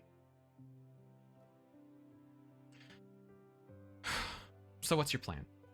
Huh? That's it? You're gonna spend the next 3 years like that? Seriously? She doesn't even look annoyed anymore. I get that. I'm also disappointed in myself. Asya. Yes? You know I'm leaving soon. That's right. I understand what she's getting at. The unspoken rule Garrett and his friends have been sticking to, holding themselves back when Ira's around, the real cowardly reason I'm so terrified of her going away. I don't know what to do. Why can't I stop? The hand she's been dealt is much worse than mine, but here I am whining and clinging to her like a leech. I should be the one helping. I should be the one telling Ira to get her act together, and yet I can't think of a single thing to give her. I mean, she literally did offer to help Ira study. That is a thing she did. Write me a poem. Huh? A poem. Why? What kind of question is that? 'Cause I liked them. Oh, really? You liked them? You liked my poems? Why else would I ask? That's... Thank you very much. I mean, yes, of course. I'll write one. Do you want it to be about something, or maybe in a specific meter? I don't care. Anything. All right, I'll think of something then. I'll try. Yeah, you do that. Ira checks her wristwatch. I gotta go. See you around, I guess. Already? Yeah, all right. See you around. She waves her hand and leaves. I watch her walking down the empty corridor. Empty. I've really stayed in school for way too long. The shadows stretch along the hallway, tall and dark. My heart is pounding. I should get going too.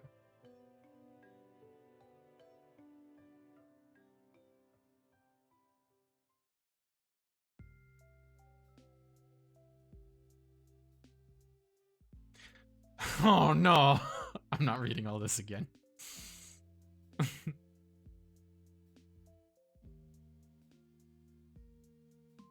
I already read all this. I also feel like the music is slightly off kilter.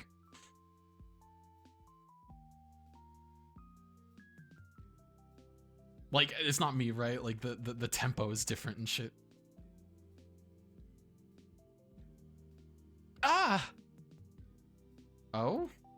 Ira! We are, in fact, watching this girl's descent into madness. Possibly.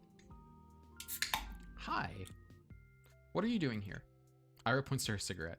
No, I mean, what are you doing at the center? Came to return some books. Okay, I feel like the music returned to normal once we got to this part.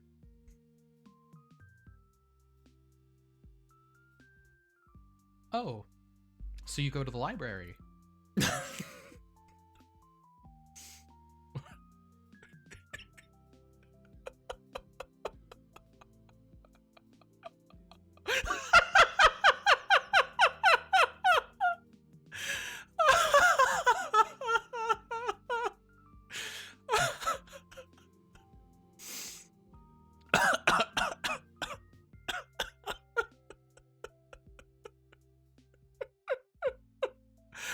Oh, so you can read is fucking killing me.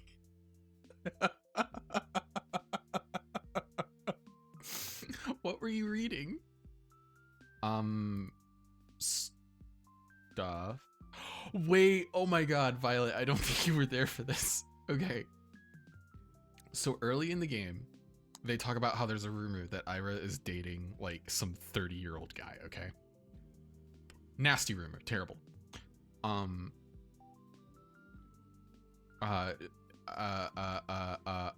heroine, whose name I can't remember because I'm awful with names because I'm not a better person who can remember people's names. She offhandedly makes a remark that Ira is like into those kinds of books. So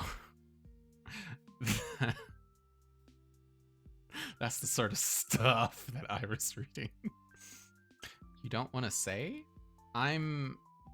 You won't like it. Huh? Why not? Ira looks like she's really weighing down the pros and cons of exposing me to her taste in literature. Did she read something she shouldn't? Maybe she thinks it's too dark or crass for someone like me. That's kind of unfair though, isn't it? You know, the other week I finished The Plague. But...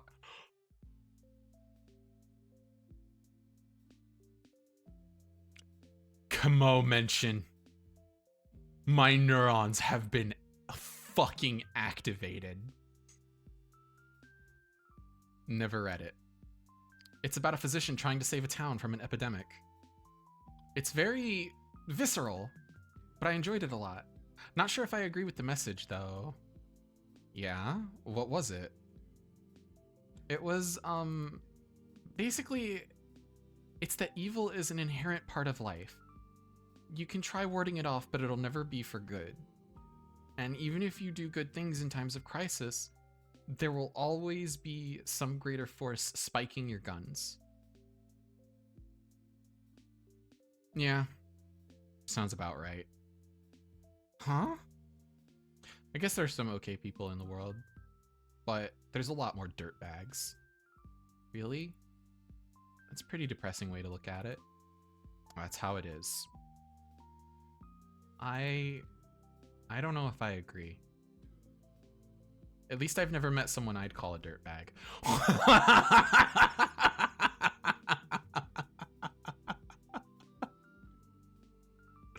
Oh no. Oh no.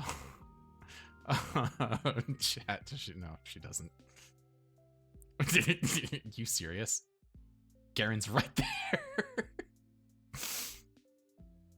Garen? Well, he's not that bad. Uh-huh.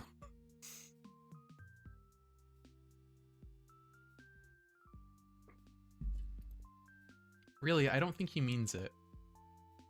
I'm sure everyone is trying the best they can.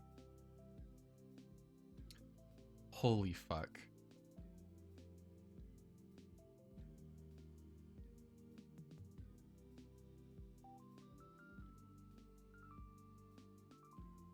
I have no idea if you can see this.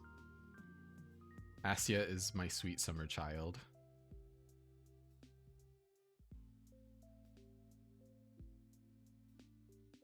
Asya is also what would have happened if I stayed in school. College was a little bit better, but like...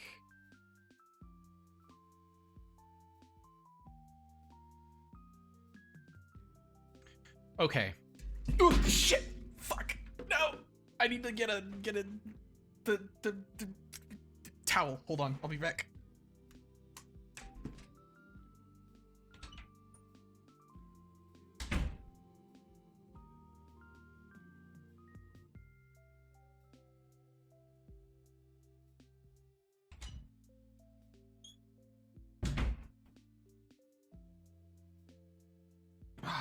Okay. I don't know if anybody has seen I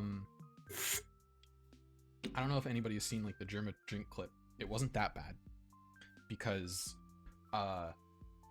first of all, it was not a water bottle. It was the Monster can. First of all, not that much spilled out. Second of all, it didn't spill out onto any electronics. It only spilled out onto the actual desk. So it was a little mess, not anything more severe. What was I gonna say? College. Okay, so my experience in college was there were a lot of people who thought I was okay. I can't say in confidence that they liked me, but they weren't bothered by me. And then there were some people who were very attached or obsessed with me in some way. However, the number of people that I liked or that I appreciated was much smaller. I kept most of my opinions about the people I was surrounded with to myself, because if I spoke them, it would have been very bad.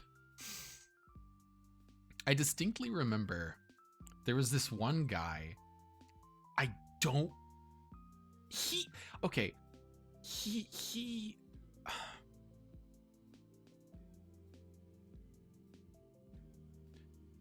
He was a strange one. So first of all, he was a rich kid. Like, his parents were filthy fucking rich.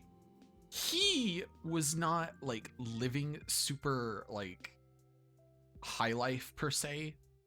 He was like living quite humbly, but he came from money, and it was known that he came from money. He also had like very serious health problems, but he was like,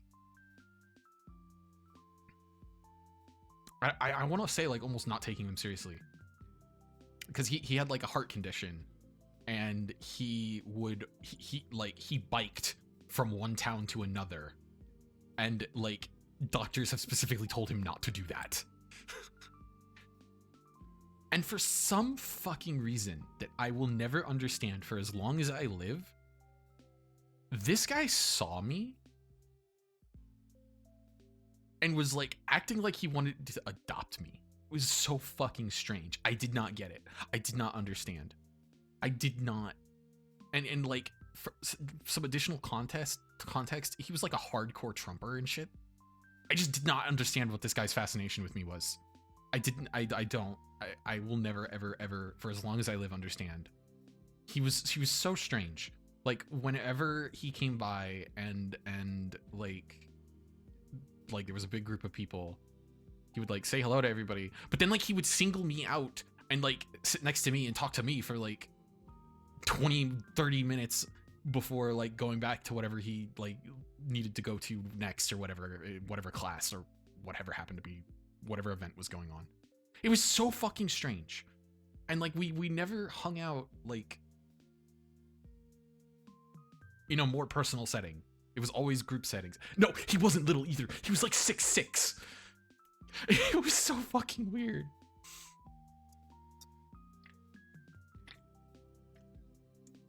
Very, very strange guy. Very, very nice to me. Yeah. Super weird. Didn't get it. Didn't get a lot of things that happened to me in college.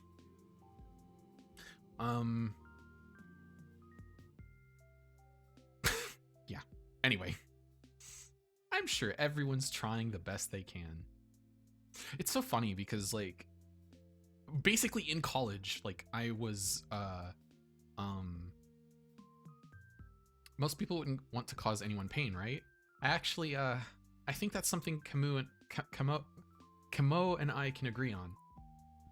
I was more like Ira in college. I was like, I am surrounded by assholes at any given moment. I see the things that people do. I hear the things people say. I see people like, the other thing is that like I was a huge gossip. Like I heard all of the tea. Everyone was comfortable sharing their tea with me. Sometimes I was a bad person. And I would hear tea and then tell the person that was not supposed to know. And I got people in trouble. And somehow, I was a snitch. There we go. That was the word. I was a snitch. And some fucking how,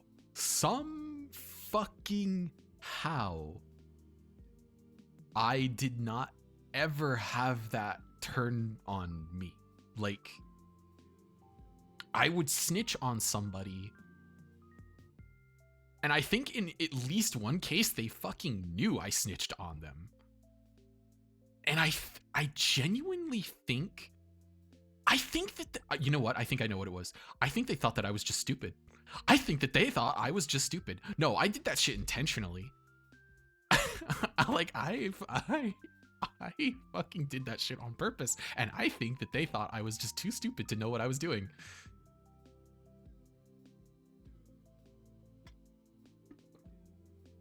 So I was like, I see the things that people say behind each other's back. Everyone around me is a fucking asshole. And once I left college and I started hanging out with people online, I'm more like blah, blah, blah, blah, blah. I think people clocked the autism and therefore underestimated you. You don't think about what you can.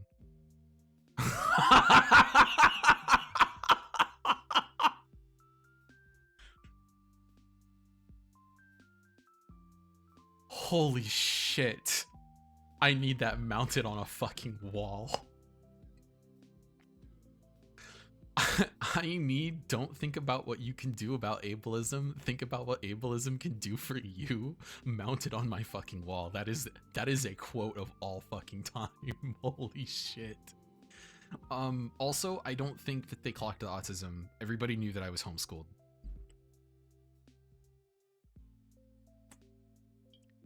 So I think that they just like assumed that that meant that I had zero social skills. And there was no way that I could possibly like,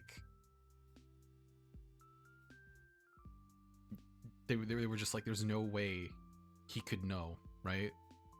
Like, oh, he just said that to them because he didn't think that they would get mad.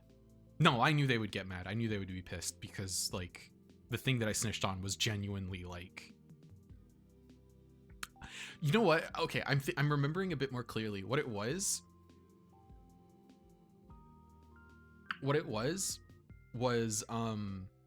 I was told something that I was not supposed to be told. And I like brought it up to the other person and they were like, you weren't supposed to know that. Who told you that? And then I told them. And yeah, I knew that they would get mad. I knew that they would be pissed at the guy who told me because he wasn't supposed to tell anybody and he told me.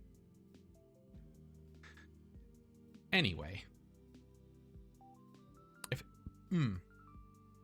Fucking Albert Camus. Neuron has been activated. If everyone's so nice, where's all that greater evil coming from? You think it's some natural phenomenon? No, of course not. There are things we perceive as painful in the moment, and there are really horrible, awful things happening every day. But I don't think it's right to call them evil. Evil's intentional. Those things don't come from bad intentions. Sadness, loneliness, misunderstanding, fear. But not evil. There was this famous judge, Dionysus something. From ancient Greece, I think? Anyway, he said evil is not a being, for if it were, it wouldn't be totally evil. Evil has no place among being. Okay. I fucking love this sprite and expression for Ira. Okay.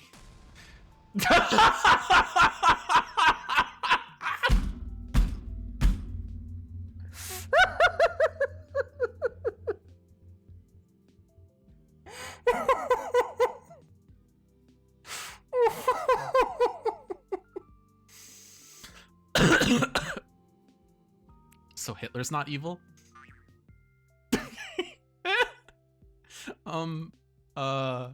That's a rather extreme example. But it's not like he was born that way, was he? I mean, it wasn't his natural quality, I don't think. So, the point still stands. He grew up and became evil as hell. Evil exists, it's freaking everywhere. Just because there's a reason for it doesn't make it better. Of course not. I just don't like when it's described as something omnipresent. Omni what? Oh, it's like... it doesn't matter. What I'm trying to say is, we aren't born with some big evil force inside of us. I doubt the universe is any different. What? The universe isn't a person. Of course it's different. Oh, no. Do I need to get the autism checklist for Asya? Because the opening monologue to this game was literally Asya talking about the universe as if it was a person. Not talking, but like thinking. It's not, I know that. But it is a kind of being, right? I mean, since every being is pure by default, so is the universe. Because it's the idea of being itself, right? And, I'm not making any sense, am I?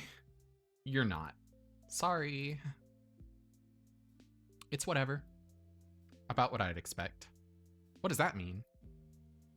You're weird. You say weird things. Ah. For a second, I feel a lump rising in my throat, but then I realize something. Ira doesn't look annoyed with me. Yeah, this is weird affectionate. In fact, it's like she's not repulsed by me at all.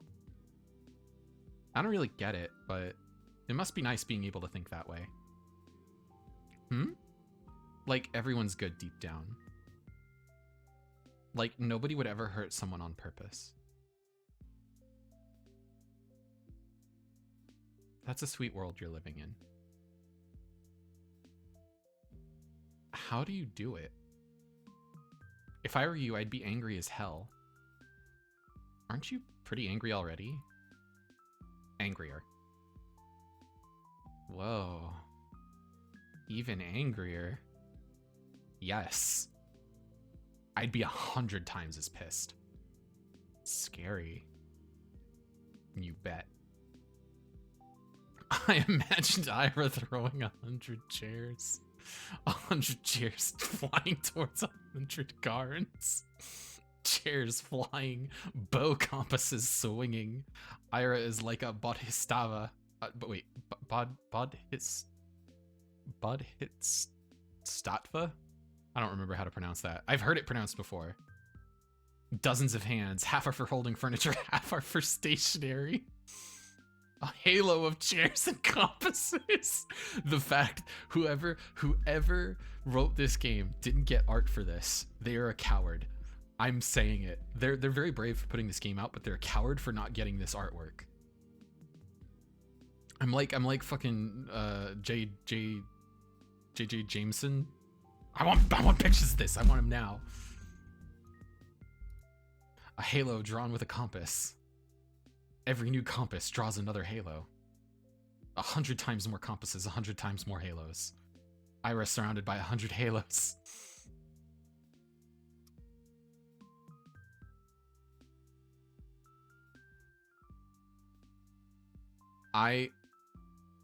Hold on.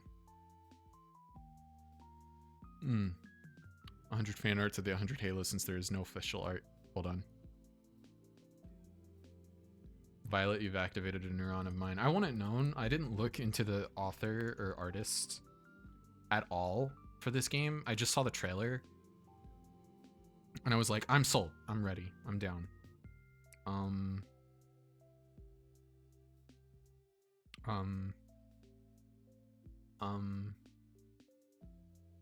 My mind is going blank. I don't think I can Google this right now. I'll Google it later. We talk for a little while longer.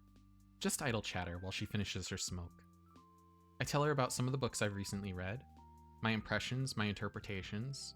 I'm not exactly used to sharing those, so my thoughts come out sounding dumb and crumpled. She keeps listening, though. Every time I say something, I search Ira's face for signs of boredom. Maybe I'm just not looking hard enough, but I can't find anything.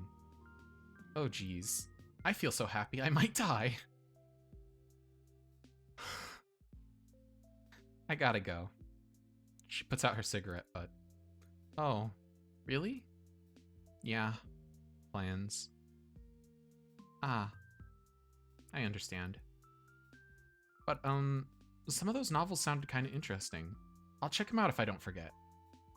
Really? Please let me know if you do.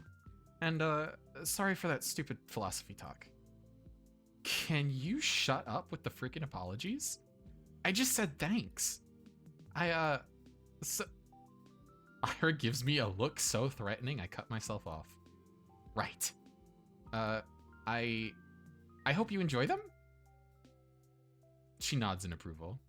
Phew. Oh, and the books I read... Information. They were, yeah?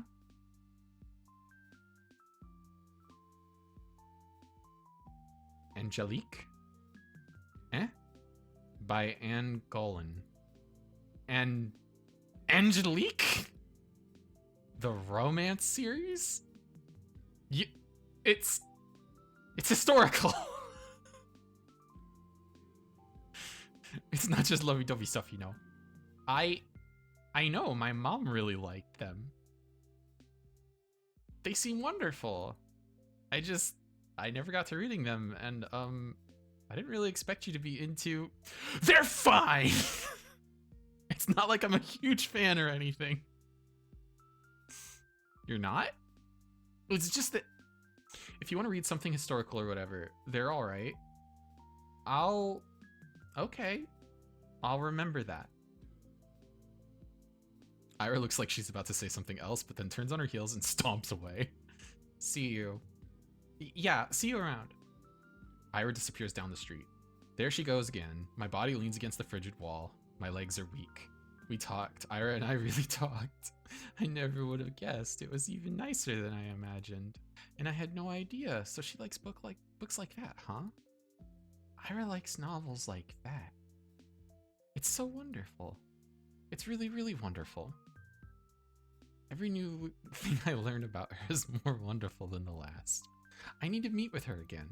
I want to talk more. Maybe next time she'll tell me a little more about herself.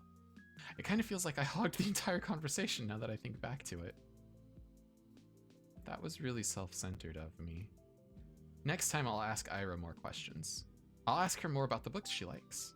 Maybe we could talk about movies? I wonder what her favorites are. Does she also like romance films? That would be cute. I usually prefer detective films, but I really enjoy all kinds of movies. So if she wanted to watch something... Oh no, the Delulu is setting in. Maybe we could even go to the cinema? That could be so fun. It's been a long time since I've gone there. I need to see her again.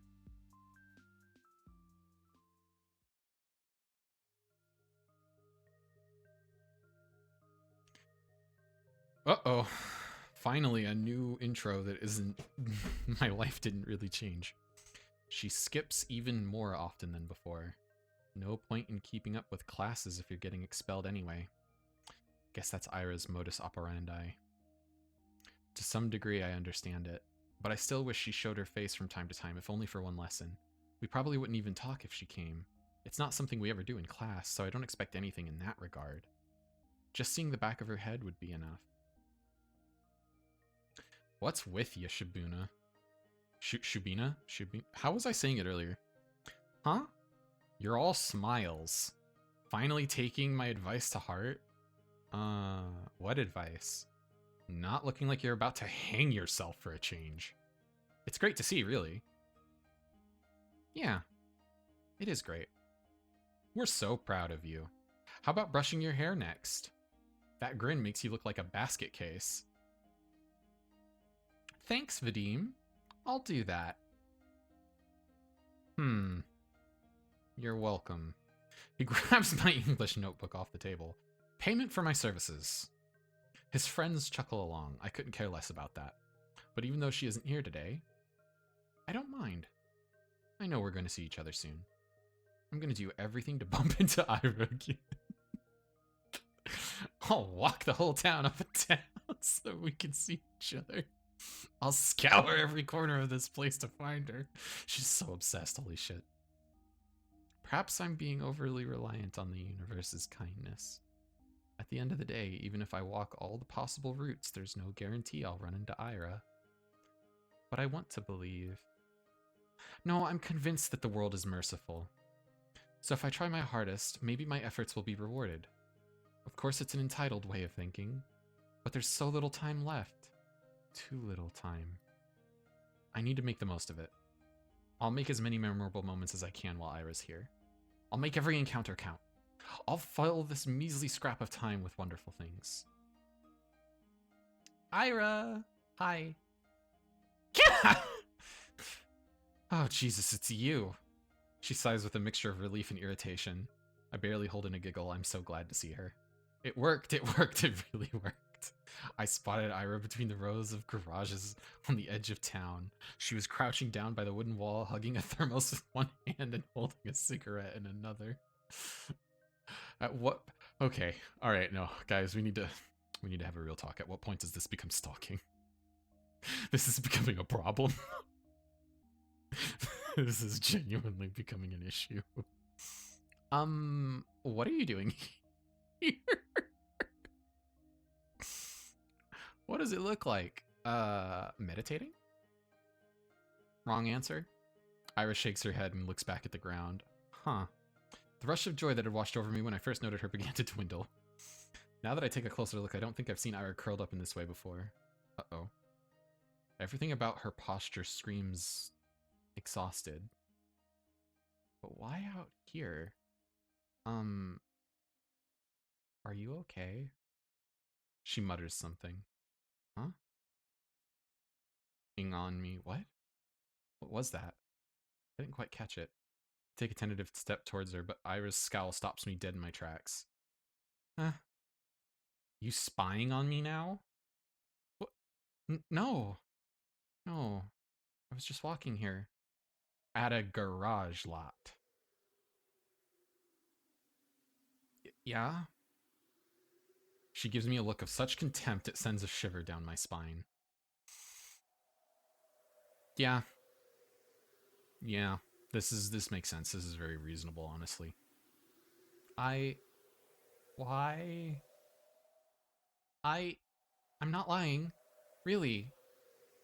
I always take walks after school, and going the same route gets boring over time, so sometimes I go through here, or through the barracks, or a couple of times I even went to the helipad. You know, the one that's over there. As I speak, I see Ira's expression slowly change from disdain to confusion. Oh no. Oh. 07 for Violet in chat. Ira is genuinely like, this bitch is actually crazy. Ugh, this isn't right. We talked so nicely just a few days prior. Why then? Did she hear something bad about me? From who? I don't think she'd believe a word of Garen's. I mean, I usually stroll along the main street, or near the community center, but it'll get colder soon, you know? So, it's better to enjoy the outdoors while you can, right? I just keep speaking, hoping she'll stop being mad at me. I need to keep going. I need to keep talking because that's what I wanted to do with her. I wanted to talk, so I have to because I can't waste this moment. Oh, she's having a panic attack. We can recover from this. I can cheer her up and we'll clear everything up and she won't think that I'm some creep. I just can't stand it. I can't bear having her glare at me in silence. And you know, the views are really great here on the outskirts. The sky is bigger and you can see into the tundra, and what I mean is I didn't think you'd be here. That's a lie. It's the first time in the conversation she's lied. More of a half-truth. I hope she'd be here like I'd hoped she'd be wherever I went. It's just that this isn't what I imagined at all. Not after our last meeting. Not after everything. Everything. Okay. All right. My sweet summer child, you had one conversation. You're so delulu. She's just staring at me. For a moment, her eyes soften. But then she closes them, as if just looking at me was wearing her out. She takes a drag and turns away from me. Did she ever write that poem? Good question. God. Can't I be alone for 5 minutes? I'm sorry. I wait for her to respond with something like, why are you apologizing again? Cut it out, or even just whatever, it's fine. But she doesn't say anything. I'm sorry. I'll be going then. Goodbye. Silence. I walk away.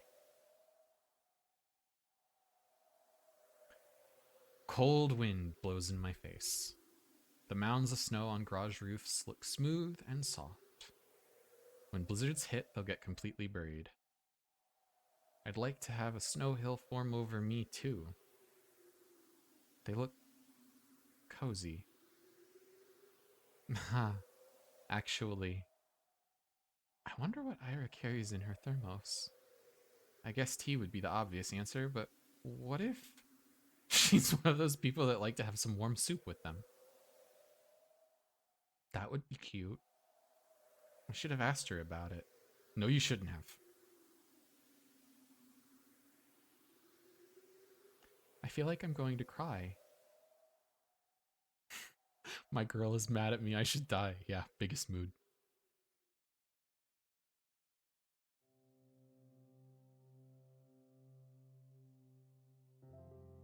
Got any plans for New Year's? What plans? I'll be with my folks. No, I mean after that. My sister's going to a party with the other upperclassmen. Oh, you serious? Think we could sneak in? No way. I don't want to hang out with her. Man, come on. They're gonna have those older girls there too, right? The ones from grade 10. Oh, I bet Machina will be there.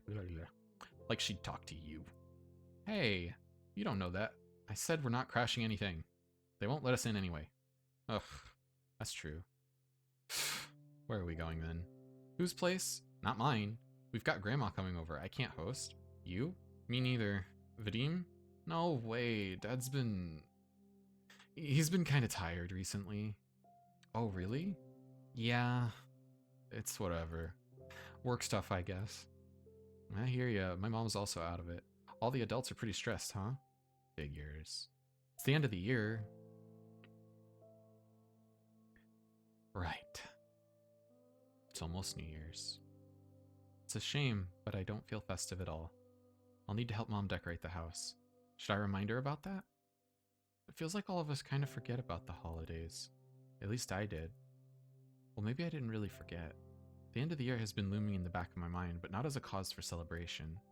All I could think about were the days counting down to the moment Ira would move away. Ira, she's absent again. I'm not surprised. I wish I could clear things up with her. I'm not sure how, but I have to. Maybe I should apologize again? What for? Did I really do something wrong? I guess I've been pretty annoying, but I don't know anymore.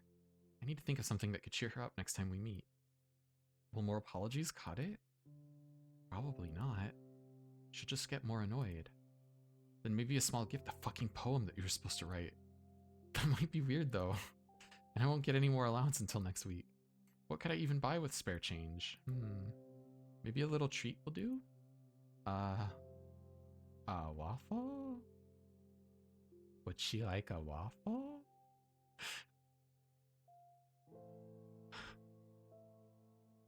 I'm fucking flashing back to 2017. The fucking bird and his blue fucking trinkets. What the hell? She's not a freaking dog. Why does my mind always go to some weird place? I should just shut up. Focus on something else. It's just so difficult to do these days. Difficult, difficult, difficult. I've got to try. Inhale. Exhale.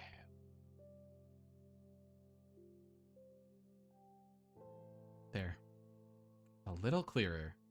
You see the sidewalk a little bit better. The buildings, the sky, the lights, everything around is friendly. Everything is beautiful.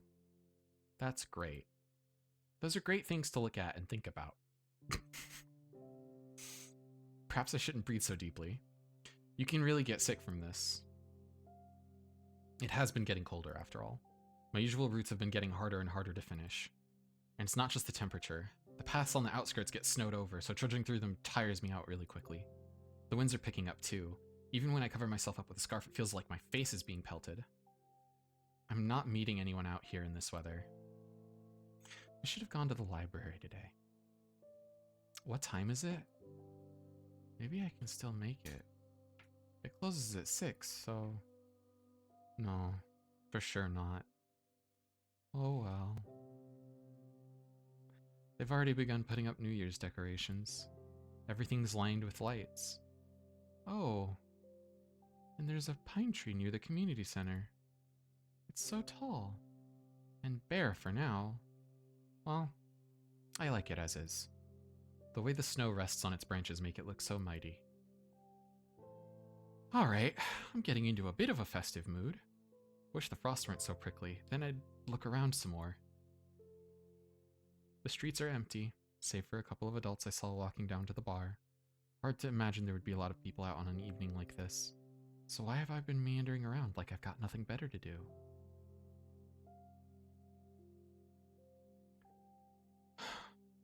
Every answer to this is embarrassing. The inside of our apartment block is warm and muddy and orange. There's no elevator, but then again, it's only 5 floors. I make my way upstairs. An idea is forming in my head. An obvious solution to the problem I've been having. It's perfect. I have the perfect plan for the evening. There's our door. It's kind of uninviting. But that's just my opinion. I bet Dad's guests find it quite welcoming. Though, judging by how quiet it is. I turn the key and enter. I have a very bad feeling. The only sound is the faint muttering of the TV coming from the living room. Yes, thank God, no visitors today. I hang my wet coat up to dry, take off my shoes, and quietly go down the corridor. Hi, Dad. Hello. I don't even stop to peek into the room. I won't see anything I haven't seen before. At least tonight seems like it will be calm.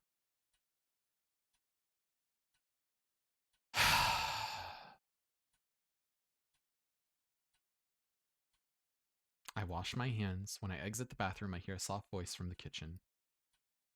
Out with friends again? Hi. Mom nods her head, staring in front of her. She's smoking again. I go in and open the window and then turn on the light. She squints from the sudden brightness. You want some tea? I'm setting the kettle. She shakes her head. I sit opposite her and wait for the water to boil. She's not saying anything, and neither am I. It's not awkward, per se. I just pick at the oilcloth and swat away the smoke that occasionally drifts in my direction. We're both used to this kind of thing, in our own way. Even so, I go to my room as soon as I fill up the teapot.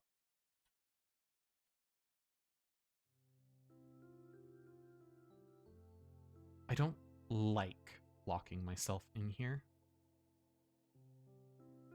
I do it every time, and every time I'm swarmed with nasty thoughts. Can't even spend some time with your own mother. You run away from her, even though she has it so hard, so hard. You traitor. Brat. Ungrateful filth. It's the kind of flagellation that goes nowhere. Do I think that if I badmouth myself enough, I'll be forgiven? This happens every time and changes nothing. It's pointless, so I direct my attention elsewhere. What was I going to do? What was I... Oh, right! I pick up a pen and start flipping through my notebooks. Ira asked me to write a poem. Just thinking back to it makes me so giddy. She said it. She told me she liked it. Ira likes my poems.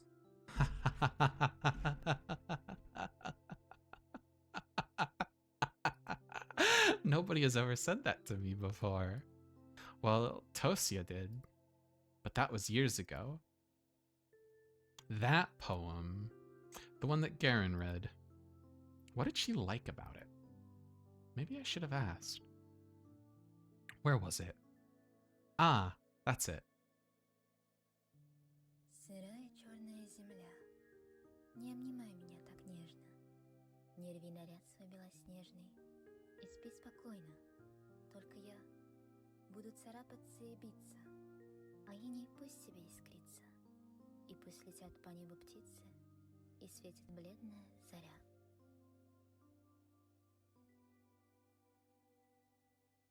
Oh, damp black earth. Do not hold me. Oh, shit, shit, shit, shit, shit. Do not hold me so tight. No, no, wait, wait! No! I was reading that.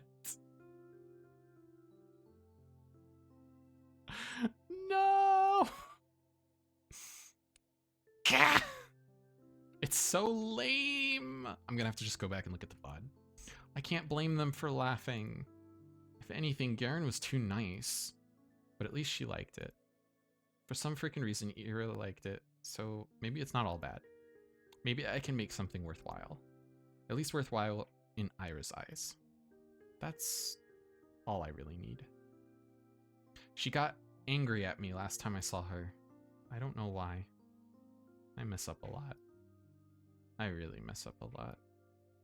I doubt she was in a bad mood because of me.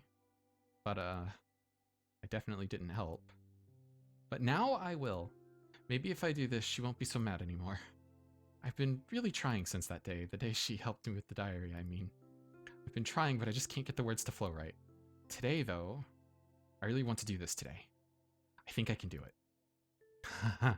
I'm like a kid that only does their homework when their parents yell at them. I don't even know when she will show up to school again. Bumping into her on the street is a tough bet, especially with this weather. Well, I'll try anyway. I've got nothing to lose. What's the worst case scenario? Appreciating gorgeous scenery? Oh, heaven forbid. I'm gonna enjoy this to hell and back. And when I hand that poem to Ira, then it'll all be worth it.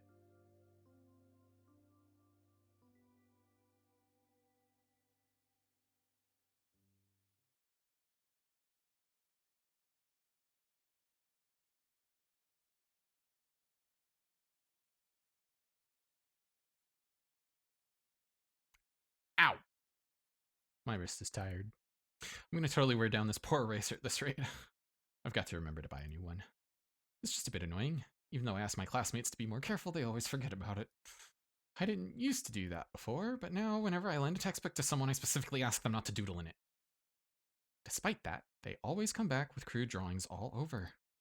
I can't hand them back to the library like that. And I'll get in trouble if a teacher sees it. I lean back in my chair. A week. That's how long it's been since I've last seen her. It's not exactly new for her to skip for several days at a time, but a whole week? Nobody else seems to be bothered, though. I shouldn't be either. It's not her job to be my, I don't want to call her Pitbull. Either way, it's nothing new. Nothing new, nothing bad. Maybe Ira is taking in the town she's grown to love? Who knows? When she'll return here after she moves out. I get that. I would do the same. But still, I just wish I could see her. Is she still mad at me? I really hope not. But if she is, I just have just the thing to help it. That's right, it's done. I wrote Ira a poem. I wonder how she'll react. I wonder if she'll like it. I really hope she likes it. Maybe she'll smile. Or what if she gets flustered? That would be so cute. I want to see her make that face again. I keep walking around. I don't really expect to see her at this point. It just feels like a duty I need to fulfill. Like a soldier, patrolling the streets. Whoa, that sounds pretty cool. And it's not like the weather is harsh all the time. Real colds will settle in a couple weeks. The wind can get annoying after a few hours, but aside from that, it's bearable. It's pretty. It's all good. The main road, the 2 residential streets, the community center, the helipad, the garages, the parking lot, the school, the stadium, the research center, the kindergartens, the barracks. I've seen it all 1,000 times. Perhaps somewhere deep down I'm a little tired of this view. But I can't hate it. And I can't pretend like I won't miss it when it ceases to exist. When I finish school, I'll go to university. I'll tell everyone I'm from Vorkuta, not Vorkuta 5. Because Vorkuta 5 does not exist. People from Vorkuta 5 do not exist. Huh?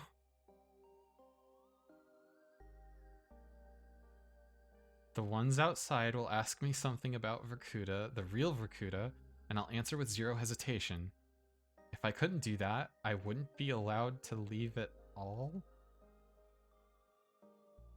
What the fuck? To leave Vorkuta 5, you have to deny its existence. I have to deny its existence no matter how much I want it to exist. I have to deny. I have to. I have to.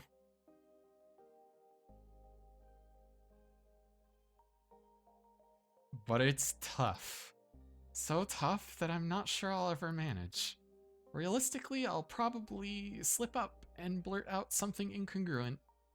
I do slip up a lot. I hope I'll get better at it by then. Maybe I should stop. I lower my scarf and take a big breath. Ouch. I'm seriously gonna catch a cold from this. At least my head feels really clear. I look up and see the familiar purple gray of northern twilight. No, not twilight. Today is the first day of this year's polar night, so I won't see the sun until the tail end of December. It's nothing too bad. Personally, I don't mind the dark. Some people seem to get really depressed during this time, but I'm not one of those. If I stay out for just a little longer and wait for the clouds to clear, I'll see the stars come fully into view. It's a beautiful sight, especially from here, from the barracks. Far better than that dinky sliver of sky I'd see from my apartment windows. I wish that I could stick around for longer, but it's getting too cold. I start making my way back. Decrepit rows of worker housing disappear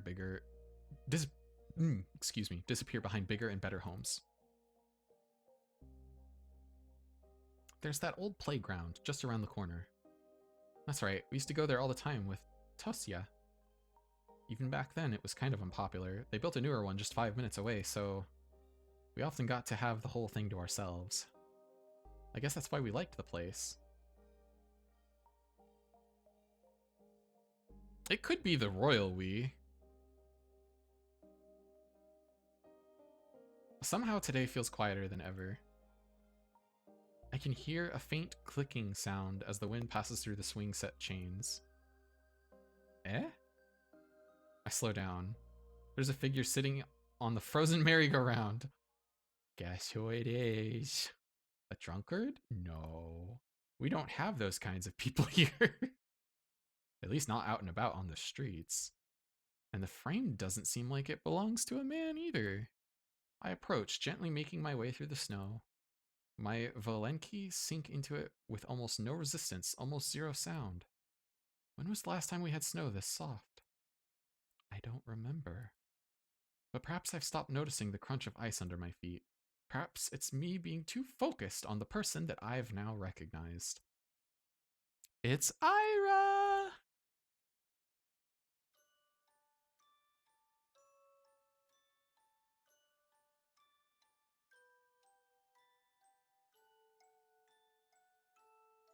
I don't think now is a yes kind of moment, Violet.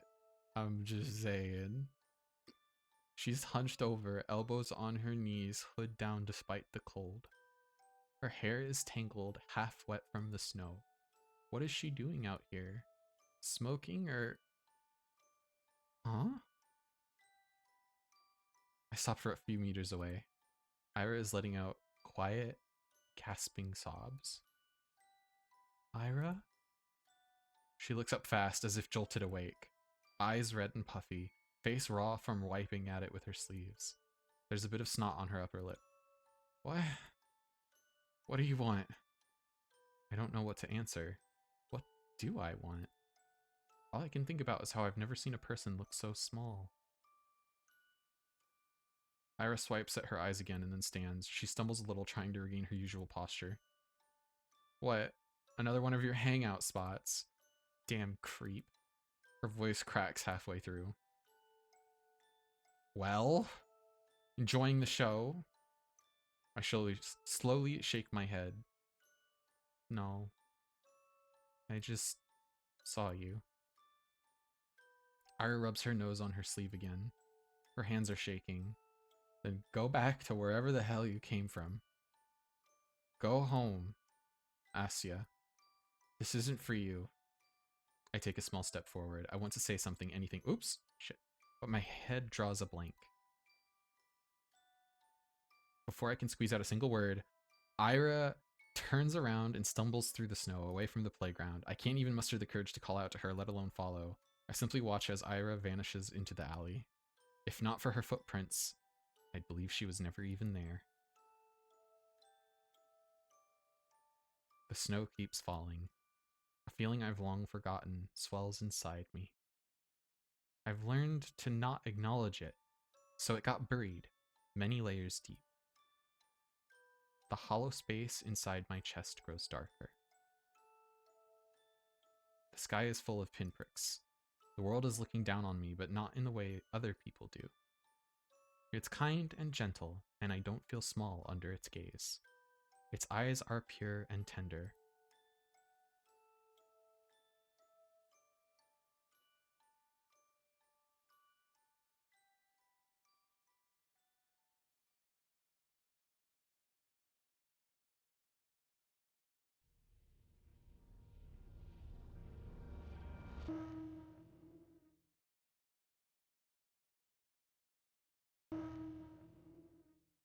Back to the present! Okay, what time is it? Oh boy. 3 hours for one chapter? Okay. How many chapters are there?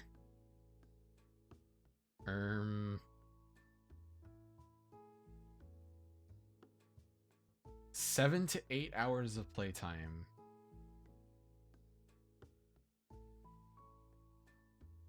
Boss, I'm tired and small. Boss, this game made me small. This game has made me feel small, at least 3 different times, I think. At least 3, if not more. There are a lot of,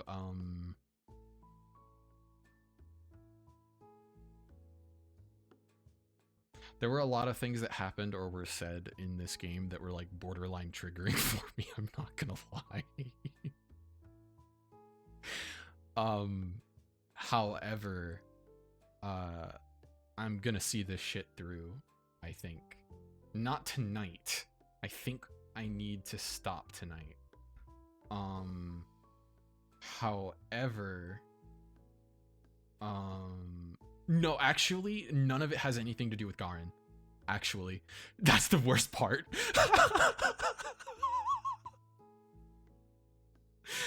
Garen is fine. I'm not gonna lie, in a horrible, sick, and twisted kind of way, I kind of like Garen. It's horrible. But,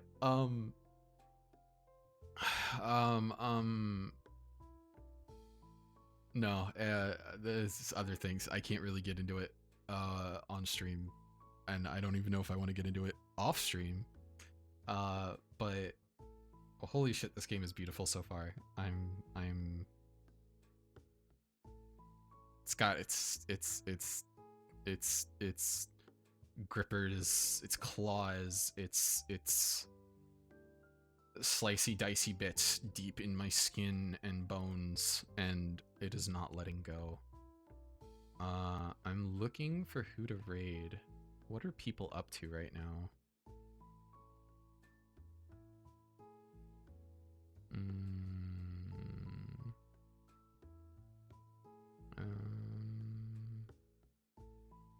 What would I even... I would look to see if there's somebody else streaming this game, but like, spoilers, I can't fucking do that.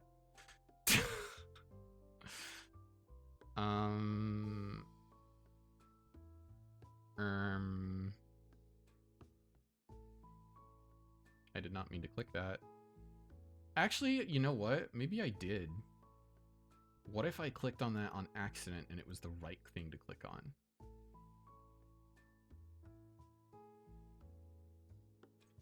what? Yeah. Yeah. Yeah, we'll raid into Izzy. We're gonna raid into Izzy. Izzy is playing Pokemon Legends Z.A. I don't think I've raided Izzy in a while. And when Izzy asks, like, oh, what were you guys doing? We can say we were, we were experiencing, Z.A.T.O, I Love the World and Everything in It. And then they know. Then they get to know. They get to be a knower. They will not be able to unknow.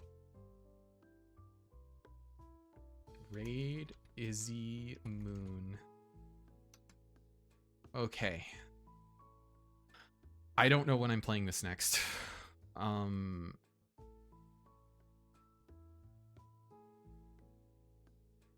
Definitely this week. Actually, I'm gonna be honest. I could probably do this even if I have a migraine. This isn't a like game. It's an experience. I don't have to like worry about nah, if I have a migraine, I'm gonna take all of my pain meds and I'm just gonna go, let's fucking go. Let's fucking do this. I'm not stopping for anything. Because it's not a game where I have to worry about the gameplay being something I have to do. Right? Like, it's not Mecha Break. It's not, I'm not solving puzzles like in Signalis. I'm not strategizing like in a bunch of the other games that I want to play. I was gonna do something really funny on Sunday. I'm running out of time before the raid's gonna either automatically go through or not happen. There was something really funny I was gonna do on Sunday where I was gonna switch the game and it wasn't gonna be Signalis and it was gonna be something Sepia wants me to play. And I was gonna have a thing on the starting soon screen that was like monkey's paw curls or whatever. But yeah, anyway, be nice.